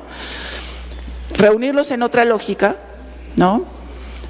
Y fortalecer el contacto con ellos para formarnos políticamente. Yo creo que eso es lo que estamos haciendo y lo que se debe hacer en un futuro. Todos ustedes han tenido contactos con militantes por distintas razones, ¿no? Y creo que todos ustedes han tenido la capacidad todos estos años de crear muchísimas cosas. Su participación en Morena, la de todos ustedes, ha sido trascendental, ¿no? Hemos creado todo esto o sea, yo lo resumí, pero poner de acuerdo a tanta gente es una cosa que ha sido muy complicada, ¿no? Bueno, ya lo logramos. Ahora fortalezcámoslo. ¿Cómo? A través de esto.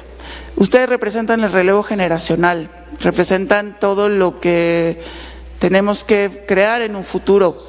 Tenemos ahora el tema, cierto, de que muchos compañeros están gobernando y tienen que hacerlo bien, y esa va a ser la mejor carta que pueda presentarnos como partido. Pero también es cierto que muchos se fueron y muchos espacios están vacíos. Entonces, solo es con la participación de jóvenes como ustedes que podemos lograrlo, porque ya conocen el sistema, ya han vivido, han tenido vida partidaria, y tenemos que impulsarlos. Es decir, yo creo que la responsabilidad que tenemos, ustedes como formadores, nosotros como miembros de los comités ejecutivos, la responsabilidad primaria es lograr que el proceso interno que va a ocurrir a final de año se haga de la manera más organizada y más representativa. Tenemos que estar todos, ¿no? Y tenemos que estar pensando en que los gobiernos pueden pasar, van a hacerlo muy bien, pero Morena tiene que trascender mucho más. Tenemos que lograr que el proyecto de Morena sobreviva más allá de los gobiernos, ¿no? Y eso solamente a través de esto que estamos haciendo lo podemos lograr. Les debo el cuadrito, se los paso mañana. Creo que fue muy esquemático y muy rápido. Muchas gracias.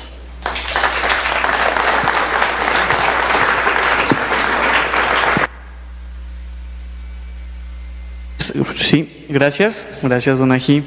Me parece, vamos a hacer ahorita una pequeña ronda de participaciones, preguntas, pero me parece que también es importante problematizar lo que viene. A ver, ¿por qué estoy planteando esto? Un partido conceptualmente es un organismo, un órgano, un espacio de organización de sectores de la sociedad. Los partidos históricamente luchan por alcanzar el poder, para dirigir al resto de la sociedad. Cuando se construye un partido, se construye porque se intenta que la sociedad vaya hacia determinado punto, ¿no? Que se mueva hacia determinado punto. Entonces los partidos luchan entre sí para ver quién tiene la idea más clara y convence mejor. El partido que convenza mejor es el que mueve la realidad hacia determinado punto. Entonces el partido es un órgano para construir y para tomar el poder. ¿Se entiende hasta allí? ¿No? Hasta el momento, todo lo que se ha venido narrando es un punto en el que nos hemos enfocado en organizar a cierto sector de la sociedad, a un sector descontento con las políticas neoliberales y que dice que hay que cambiar la lógica para otro punto, para movernos hacia otro lado, ¿no? Ahora el punto ya no es organizar el partido está, o sea, no solo organizar el partido, ahora es moverlo. Como ustedes saben, Morena tiene la intención de no solo ser un partido electoral, sino ser un partido movimiento. ¿Qué quiere decir esto? Que un partido no tiene que estar escindido, alejado de la sociedad, tiene que estar bien enraizado en la sociedad. De lo contrario, se corre el riesgo de que el partido se convierta solo en una plataforma electoral, ¿no?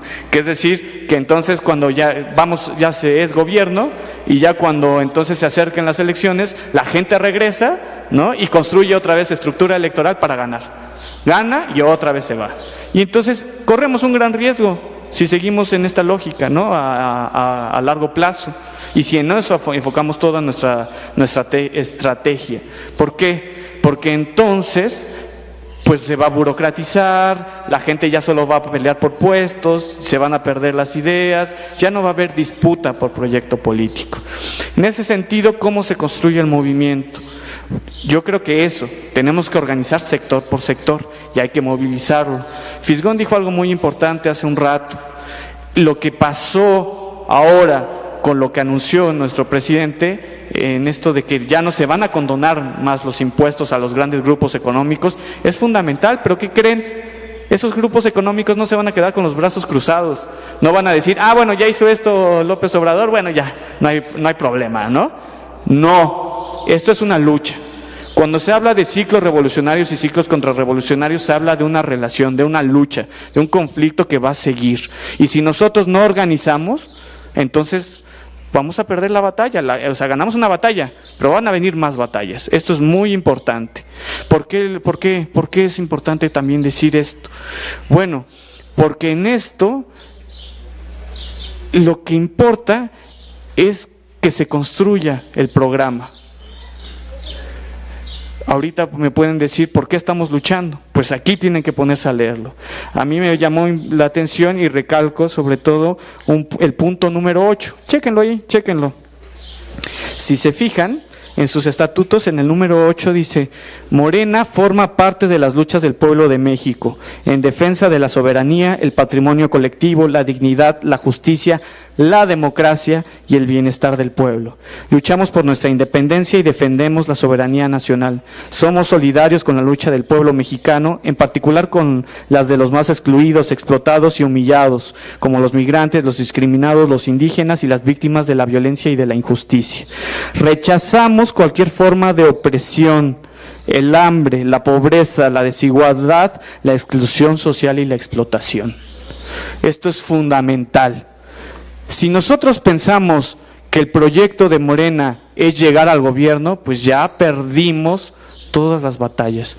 Yo creo que lo que hay que entender es que lo que queremos es acabar con la opresión, queremos acabar con la desigualdad, queremos luchar por la democratización del Estado, queremos que los representantes sí representen a la sociedad y no que se olviden por cargos y listo, ¿no? Porque tampoco podemos hacernos guaje, ¿no? En Morena hay gente así también, ¿no? Y ese es el gran desafío, que ya no haya más gente así, ¿no? Que haya gente que pueda representar realmente intereses de sectores de la sociedad. Pero ¿cómo se va a hacer eso? No podemos conseguirlo si los sectores de la sociedad no están bien organizados, si en sus colonias no están fiscalizando, ¿no? Si no saben bien cómo se está gastando el presupuesto, si no definen para qué quieren que se gaste ese presupuesto. Para eso entonces necesitamos una sociedad bien organizada. Y para eso es el partido. El partido tiene que operar para organizar esos sectores de la sociedad que estaban desorganizados. Porque el neoliberalismo tiene muy claro la lógica. El neoliberalismo no quiere colectividad, no quiere sociedad, no quiere organización. El neoliberalismo no es no es lo contrario a Estado. Eso es mentira. Esto de la condonación de la deuda es fundamental. No que los grupos económicos no querían al Estado y pues bien que recurrieron al Estado para que les condenaran su deuda. Más de 400,000 millones de pesos. ¿De qué estamos hablando? Esto es un chiste entonces. Pero eso sí, recurrían al Estado para privatizar, ¿no? Las carreteras, los tranvías, teléfonos de México. Para eso sí. Pues eso es una mentira, no es que no necesiten al Estado. El neoliberalismo más bien es la antípoda, lo contrario a la democracia. Es decir, si nosotros no tomamos decisiones democráticamente y hacemos que quienes nos representan hagan caso de lo que hace la sociedad, pues entonces fracasamos. Y este es lo fundamental. ¿Qué sería la Cuarta Transformación? La Cuarta Transformación no es un proceso que inicia en 2006. Ahí no. La Cuarta Transformación, si bien es una continuidad de otras 3 transformaciones, la Cuarta Transformación se inicia en 1968. La democratización del régimen, la democratización del Estado es una acumulación de luchas. Por eso hablaba muy bien Fisgón de que hay un ciclo revolucionario que puede ir creciendo. Ese es nuestro objetivo, aumentar ese ciclo, ¿no? Darle sentido.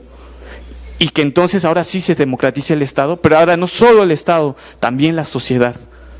Que se rompan con estructuras patriarcales, por ejemplo, ¿no? Que ganemos el derecho al aborto legal, libre y seguro, ¿no? Que ganemos el derecho al matrimonio igualitario, ¿no? Que ganemos el derecho medioambiental colectivo, ¿no? El planeta se está yendo al carajo por eso.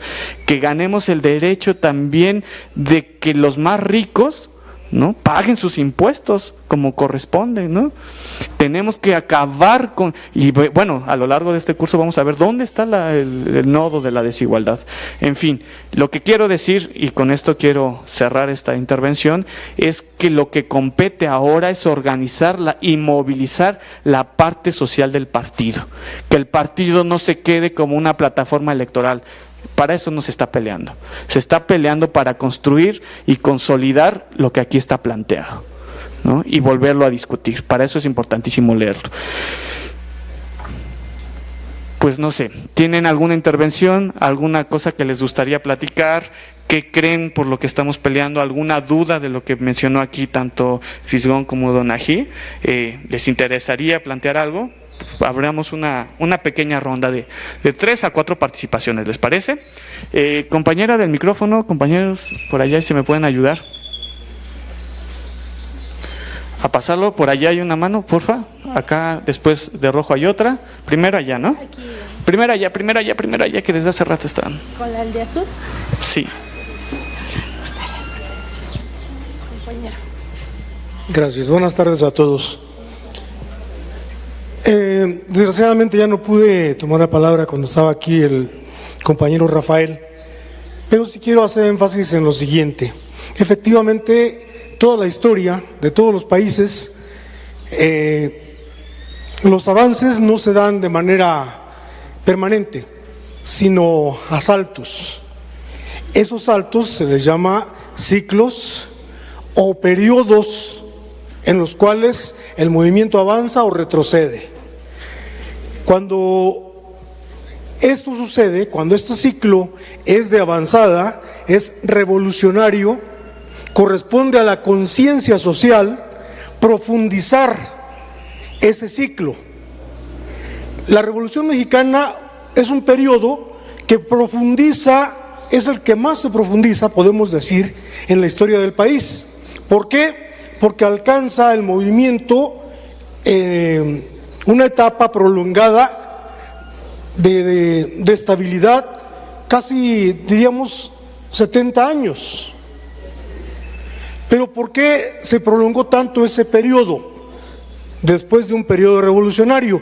Bueno, porque la ciudadanía, los ejércitos combatientes de la Revolución Mexicana estaban movilizados, estaban en movimiento. Eso hizo que se profundizara los cambios sociales y fueran más directos al beneficio social.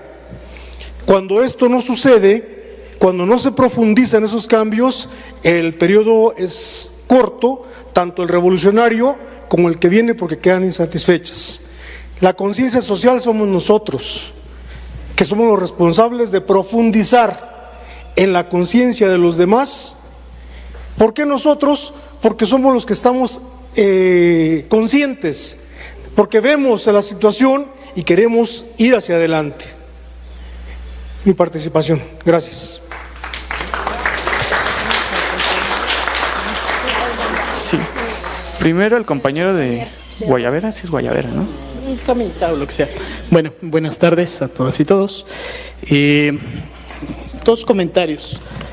Creo que otra de las razones del éxito de este movimiento de la Cuarta Transformación, o a lo que aspiramos a construir, tiene que ver con un mensaje muy poderoso que trae nuestro presidente. Yo lo retomo y me gusta mucho retomarlo, que es este mensaje de la construcción de la República a través del amor y la idea de que luchamos por el bien. Y efectivamente creo que estamos metidos en una lucha del bien contra el mal, solo que le llamamos de distintas maneras, ¿no? El mal es el neoliberalismo, con todas sus facetas, ¿no? Dirían los hombres, yo tengo con el respeto de la conciencia religiosa de cada uno de todos ustedes,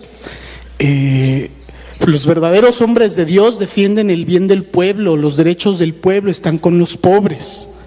Y Andrés Manuel lo retoma y lo dice: primero los pobres. ¿Y qué te hace feliz? Ayudar y luchar por los demás. Es una forma de construir un mundo justo, un mundo de bien, un mundo de paz. Y creo que es un mensaje que debemos de retomar hasta el cansancio, y por eso recuperar nuestros valores, nuestra memoria histórica, nuestra conciencia colectiva, nuestra solidaridad, el amor al prójimo, el amor a nuestra comunidad, a nuestra patria, etcétera. Y creo que es un elemento que no debemos de perder ni dejar de lado.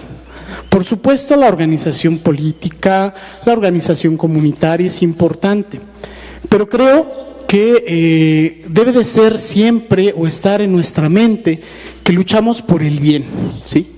Por el bien común, por el bien de todos, y luchamos contra el mal, y el mal está permeado en muchos aspectos de nuestra vida, en nuestra educación, en nuestra enseñanza, en el día a día lo enfrentamos. Decían los abuelos mexicas, pues el cambio es aquí, es ahora, es con nosotros, y la lucha primera es con uno mismo y contra su parte mala, ¿no? Y luego contra lo demás. Entonces, no perder de vista, adentro del partido hay gente mala, hay que reconocerla, hay que saber combatirla, ¿sí? Y nosotros debemos ser promotores del bien, de la solidaridad, del amor, hay que pensar también qué tanto nos estamos transformando nosotros en este proceso de cuarta transformación para permitir que nuestro país avance. Cuando nos dicen, bueno, pues es que si tú eres bueno te va a ir mal porque allá afuera la gente es mala y se va a aprovechar de ti, pues yo creo que hay que retomar que a nosotros no nos falta malicia, ¿no? Sino allá afuera le hace falta bondad a la gente. ¿Por qué nos estamos matando? Pues porque nos falta bondad, porque nos falta amor, porque nos falta ver al otro, a la otra como semejante, como igual, con las mismas capacidades para amar, para formar una familia, para tener oportunidades para el desarrollo, para incluirse en una dinámica de sociedad, ¿sí? Estamos acostumbrados a escindir, a separar, a dividir, y esas son las prácticas del mal. Entonces, también si las aprendemos a identificar, yo creo que podemos aportar mucho a la transformación de nuestra sociedad, de nuestro país y de nuestro partido. Yo creo que nuestro partido defiende el bien y por eso se llama regeneración. Muchas gracias. Aquí, por favor. Adelantito, hay otra participación. Buenas tardes, compañeras y compañeros. Yo voy a dar una experiencia y sobre todo, ¿cómo se llama este taller? Formación de formadores. Y es importantísimo que esta formación de formadores tiene que tener 3 o 4 elementos, porque no porque sepamos historia, sociología, economía, es suficiente. Un transformador o un luchador social, en principio, tiene que tener vocación. Si ustedes oyeron conversación, plática de Clara, pues a lo largo de su historia fue formando una vocación. Yo considero la lucha social como al magisterio, que tiene vocación. Y entonces a ustedes les digo que si no tienen vocación, no es suficiente para plantarse enfrente de un grupo y convencerlo. Tienen que tener autoridad moral, que eso significa ética, que les crean los compañeros que los están escuchando, y sobre todo una gran capacidad de trabajo. Clara, y estoy tomando la plática de Clara, el fenómeno Iztapalapa, llamado Juanito, saben, en primera tuvo una decisión Andrés Manuel López Obrador, la decisión, y luego parece que un politólogo o un compañero de Morena dijo de dónde había surgido la idea, y él reconoció que salió del propio Andrés Manuel, decir, cuando le quitaron la posibilidad a Clara Brugada de ser la representante del PRD para la alcaldía, en ese caso delegación de Iztapalapa, y cedérsela a Silvia Oliva, dicen, bueno, ¿qué vamos a hacer? Y aquí mismo Clara dijo, ya no hay tiempos para hacer nada. Y se le iluminó la mente a alguien que tiene capacidad política y dice, ¿saben qué? Pues vamos a voltearles la tortilla, vamos a trabajar para el PT y comprometemos al candidato del PT que lo vamos a hacer ganar y que renuncie para que en el momento que lo hagamos ganar. Y entonces, Clara, por falta de tiempo, pero fue no una lección al PRD, fue una reprimenda que dio Andrés Manuel y su equipo al Estado, al régimen. Quería hacer todas las cochinadas del mundo para que no apareciera Clara como competidora del PRD para ganar la alcaldía de Iztapalapa. Y entonces también dijo una cosa que falta abundar, 3 elementos fundamentales. ¿Saben en qué se parece o se pareció como políticos Felipe Calderón, Jesús Ortega y Silvia Oliva? Fíjense, ¿en qué se parece Felipe Calderón, Jesús Ortega y Silvia Oliva? Que el Tribunal Electoral del Poder Judicial de la Federación, el famoso TRIFE, los hizo ganadores. Y entonces aquí hay otra enseñanza que tienen ustedes los jóvenes, el relevo generacional, tienen que aprender. Los problemas de un partido político se resuelven en casa. Si hay tribus, como fue el caso del PRD, se inconformaban compañeros del partido y no se resolvían los problemas dentro del propio partido. Se iban a quejar al Tribunal Electoral del Poder Judicial, que tienen ese derecho, pero el Tribunal Electoral, 7 magistrados determinaron hacer a Felipe Calderón, aunque después confesó, haya sido como haya sido. Entonces, por eso es importantísimo la calidad moral. ¿Saben cómo bajaron a Juanito? Y lo dijo Clara, pero no especificó, cuando dijo, bueno, pues se le dejo a Marcelo Ebrard que, pues que se respete la voluntad popular. Bajaron a Juanito porque efectivamente cuando ganó, todos los partidos, de derecha, de izquierda, de todos, le llevaron a asomar el lomo para que les hiciera, y ahorita cierro. ¿Saben por qué lo tumbaron? Porque le dijo, o renuncias o la cárcel. Porque no tenía autoridad moral Juanito en su vida, tenía cosas que pagar, y entonces como no tenía autoridad moral lo bajaron. Bueno, concluyo, si ustedes no tienen la vocación, si no tienen el desarrollo del trabajo, si no tienen autoridad moral, porque se ganó, ¿saben por qué se ganó? Se comprometió Andrés Manuel, y yo estuve allí en ese proceso. Fui el delegado electoral de Mario de Constanzo. Se ganó porque dijo, voy a venir todos los días durante 15 días en Iztapalapa de 8 a 8. Estuvo recorriendo toda la delegación durante 15 días, cada día durante 12 horas. O sea, se ganó por el trabajo, aparte de autoridad moral, aparte de las decisiones. Pero entonces, si nosotros creemos que esto es fácil, y termino con la exposición de El Fisgón. ¿Por qué decimos que es un momento histórico? Ustedes tienen una magnífica momento, Nosotros, los luchadores sociales, desde 68, siempre nadamos contra corriente, porque toda la vida fuimos oposición. Y afortunadamente siempre oposición, no acomodaticios, porque no estuviera aquí. Bueno, ustedes tienen la oportunidad de que no van a nadar contra corriente. Se tiene el gobierno, no el poder. Se ganó el gobierno, el poder económico, los poderes fácticos, los banqueros, los ricos, los como se diga, el clásico, como dice, bueno, ellos siguen teniendo el poder y ellos van a seguir fastidiando, quieren descarrilar a Andrés Manuel. Depende de ustedes, de todos nosotros en la lucha organizados y acompañar y exigir para que el proyecto se realice. El proyecto apenas comienza, dice el Fisgón, y en eso estoy en desacuerdo. Estamos en una etapa revolucionaria, ¿no? Yo digo que estamos en una etapa pre-revolucionaria. Tenemos que aprovechar para llevarla a la etapa revolucionaria. Gracias. Chicas, ¿alguna mujer, alguna chica que quiera participar? ¿No? Aquí han habido puros hombres. Acá, por favor. A mí me surge una duda y sí, por haber hecho trabajo territorial como COT, como brigadista, noté que la organización venía muy lineal y no se abrieron espacios a nueva gente, ¿no?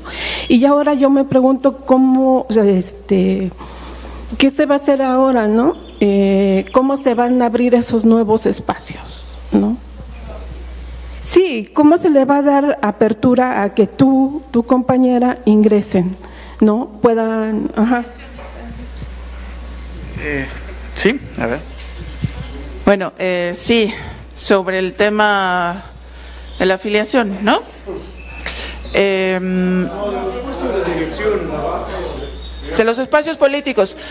Bueno, a ver, yo creo que justo el tema es, a ver, en Morena, desde lo distrital hasta el asunto de las candidaturas, las plurinominales, ¿no?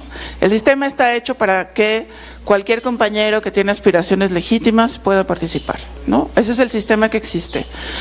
Estamos en construcción, hay que perfeccionar muchísimas cosas, ¿no?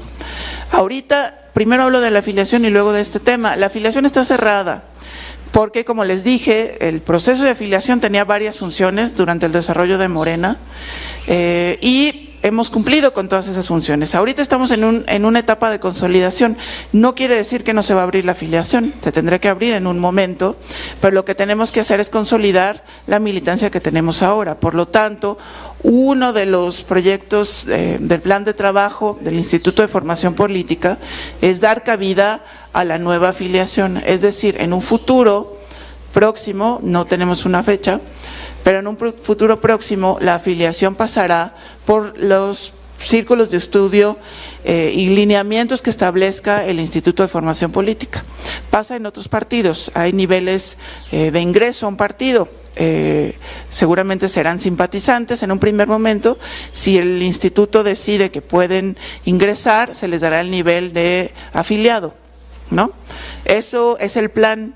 ¿Por qué? Porque antes teníamos la necesidad de lograr el registro, que pasa por afiliaciones. Por eso en un primer momento era la afiliación, ustedes seguramente saben cómo pasó, buscábamos afiliación y prácticamente teníamos que buscarla debajo de las piedras, porque la gente tenía miedo, estaba desinformada, fue muy complicado conseguir el número de afiliaciones que necesitamos para lograr el registro. Ahora es otra cosa. Ahora muchos quieren afiliarse con buenas y con malas intenciones, pero por lo tanto, como es otra cosa, tenemos que tener otra estrategia y la estrategia será esa, ¿sí?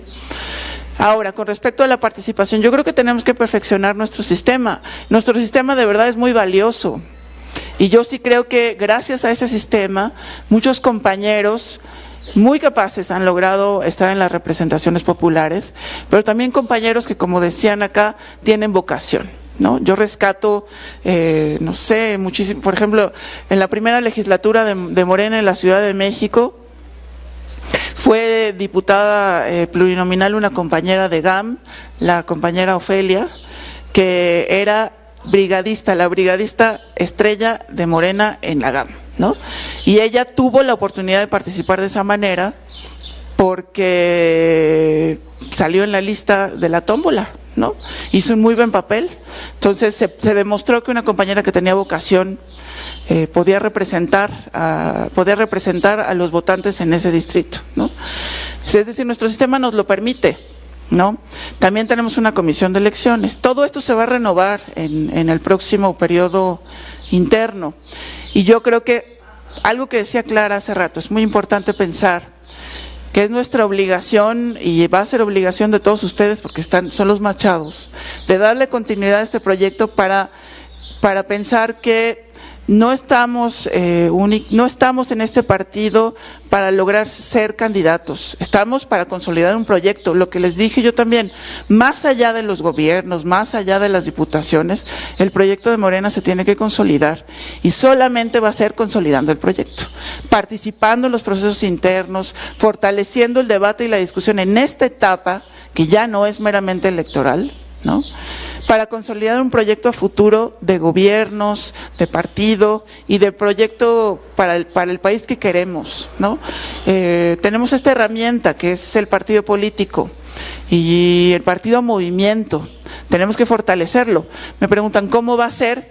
Pues yo creo que fortaleciendo el proyecto. No podemos soltar al partido. Lo que nos está pasando, gracias que no está nada más el partido suelto, tenemos al instituto, pero lo que nos está pasando es que muchos compañeros están en los gobiernos y están muy ocupados. Digo, hoy ha sido un lujo que Clara pudiera venir, pero la verdad es que ellos están 24 horas haciendo lo que tienen que hacer. Los que sí nos quedamos en el partido, yo creo que tenemos la obligación de fortalecer esa parte y no olvidarla, ¿no? Y tenemos que buscar a los compañeros, los perfiles específicos en todos los distritos, que pueden no solamente llegar en un momento a tener la capacidad de ser candidatos de lo que sea, sino también quiénes se van a quedar en el partido. Por eso les digo, ahorita es un proceso muy importante, no solamente por la renovación que ya va a ocurrir, sino por la importancia que se le está dando al Instituto de Formación Política. El último Congreso Nacional en el que participó Andrés Manuel fue el congreso donde se creó el instituto. Eso es un mensaje muy importante, es decir, lo que nos dijo fue, yo me voy, y él ya ha dicho todo el tiempo, cada día lo repite, mi gobierno no tiene partido, yo gobierno para todos los mexicanos, ¿no? Y cuando él fue a este último congreso, nos dijo, vamos a crear el instituto, y ahí les encargo, o sea, nos dejó una responsabilidad muy grande. Él se fue a gobernar para todos los mexicanos y a nosotros nos encargó que fortaleciéramos la herramienta del trabajo electoral, pero también el proyecto para el futuro, para el relevo, para la continuidad. Y eso es yo creo que lo que tenemos que hacer. Entonces me preguntan, ¿cómo le vamos a hacer? Hay que fortalecer lo que tenemos, ¿no? Y sí hay que crear las condiciones para que el proyecto perdure. Ya vimos lo que puede pasar, ya les pasó a los que estuvieron en el otro partido, que no quiero ni mencionar, ¿no? Ahora, a través de la formación política, de este instituto que se formó y de estos comités de círculos de estudio que ahora se van a formar, yo creo que es la manera en la que podemos fortalecer todo lo que se construya a futuro, ¿no? Y bueno, yo creo que justo, a ver, dijiste algo muy importante, a ver, Andrés Manuel va a tener que gobernar para todos, y eso tiene que quedar bien claro, ¿no? Pero nosotros no, nosotros estamos en una posición muy chida, ¿no? Muy privilegiada. Entonces, lo que nosotros ¿qué tenemos que hacer? Nosotros sí podemos tomar partido. ¿Y qué significa esto? Pues nos compete radicalizar el proyecto. Es decir, ¿y qué significa radicalizar? No es que nos vayamos a poner locos, yo qué sé, ¿no? Radicalizar el proyecto es ir a la raíz del problema, ¿no? Si nosotros vamos más es decir, Andrés Manuel está aquí, ¿no? Él gobierna para todos. Pero aquí los empresarios van a fortalecerse, ¿no? Van a ponerse más, van a montarse en su macho, ¿no? Literal. Y la cosa es, pues él va a tener que gobernar para todos, ¿no? Y si aquí están mejor organizados y tienen más poder, más fuerza, pues Andrés Manuel va a tener que hacer concesiones. Y si la sociedad no está bien organizada, pues él va a tener que voltear el péndulo para acá. Pero si la sociedad está bien organizadita y se conforma como una fuerza, pues entonces no va a ser tan fácil para estos presionarlo. Bien chingones, ¿no? Se pusieron, dijeron, no, ahora nosotros vamos a hacer un consejo consultivo. Y ahí tenías a los principales empresarios formando un consejo de asesores, ¿no? Ellos solitos. Pues y ahí se estaban armando, ¿no? Pero el punto entonces es, nosotros tenemos que organizarnos para que eso no pase, ¿no? Y entonces, ¿qué? Por ejemplo, en las alcaldías, en los gobiernos estatales y a nivel nacional, ¿por qué no empezar a generar esa fuerza organizada, ¿no? Que no permita entonces que en la presión nos vayan ganando, ¿no? Entonces, jalar.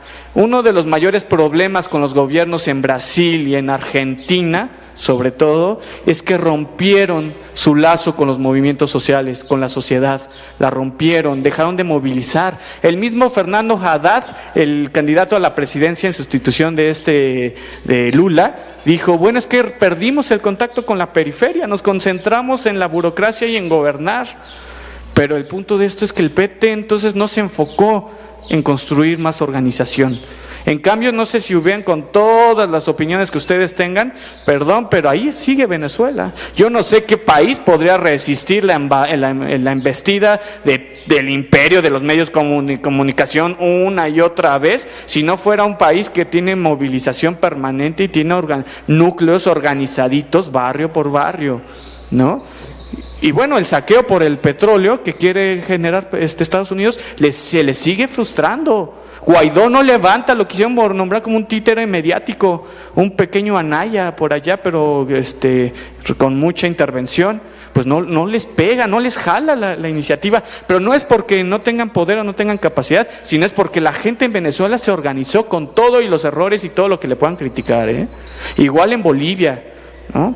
O sea, perdón, pero así sigue. Y si este partido no asume algo más de largo plazo, pues entonces finalmente van a llegar y lo van a desorganizar, lo van a desarticular. Entonces, esto es muy importante para que se lo lleven. La cuarta transformación no son 6 años. La cuarta transformación es lo que ustedes consigan construir a lo largo de todo este periodo. Y así como desde el 68 la gente viene luchando por algo, pues si ellos luchan por democratizar el Estado, pues ahora a nosotros nos toca por democratizar la economía, por democratizar la sociedad, democratizar la cultura, cambiar la forma de producir, la forma de comerciar, la forma de intercambiar. En fin, hay tantas cosas que espero que con esto se les quede claro que llegar al gobierno no es ni el inicio de la gran tarea que tenemos que hacer y que para eso, bueno, vamos a empezar a trabajar. Chicos, chicas, los invito, ya está la comida lista, ¿no? Los invito a que vayamos a comer. A las 3:30 hay que empezar a acercarnos porque vamos a tener la charla. Ahorita hace mucho calor, se pueden ir a dispersar, está bien bonito aquí al lado, aprovéchenlo. Y lo que les encargo es que si pueden formar una fila saliendo por esta puerta y dando la vueltecita para que aquí puedan formarse para ir con su charolita adquiriendo la comida.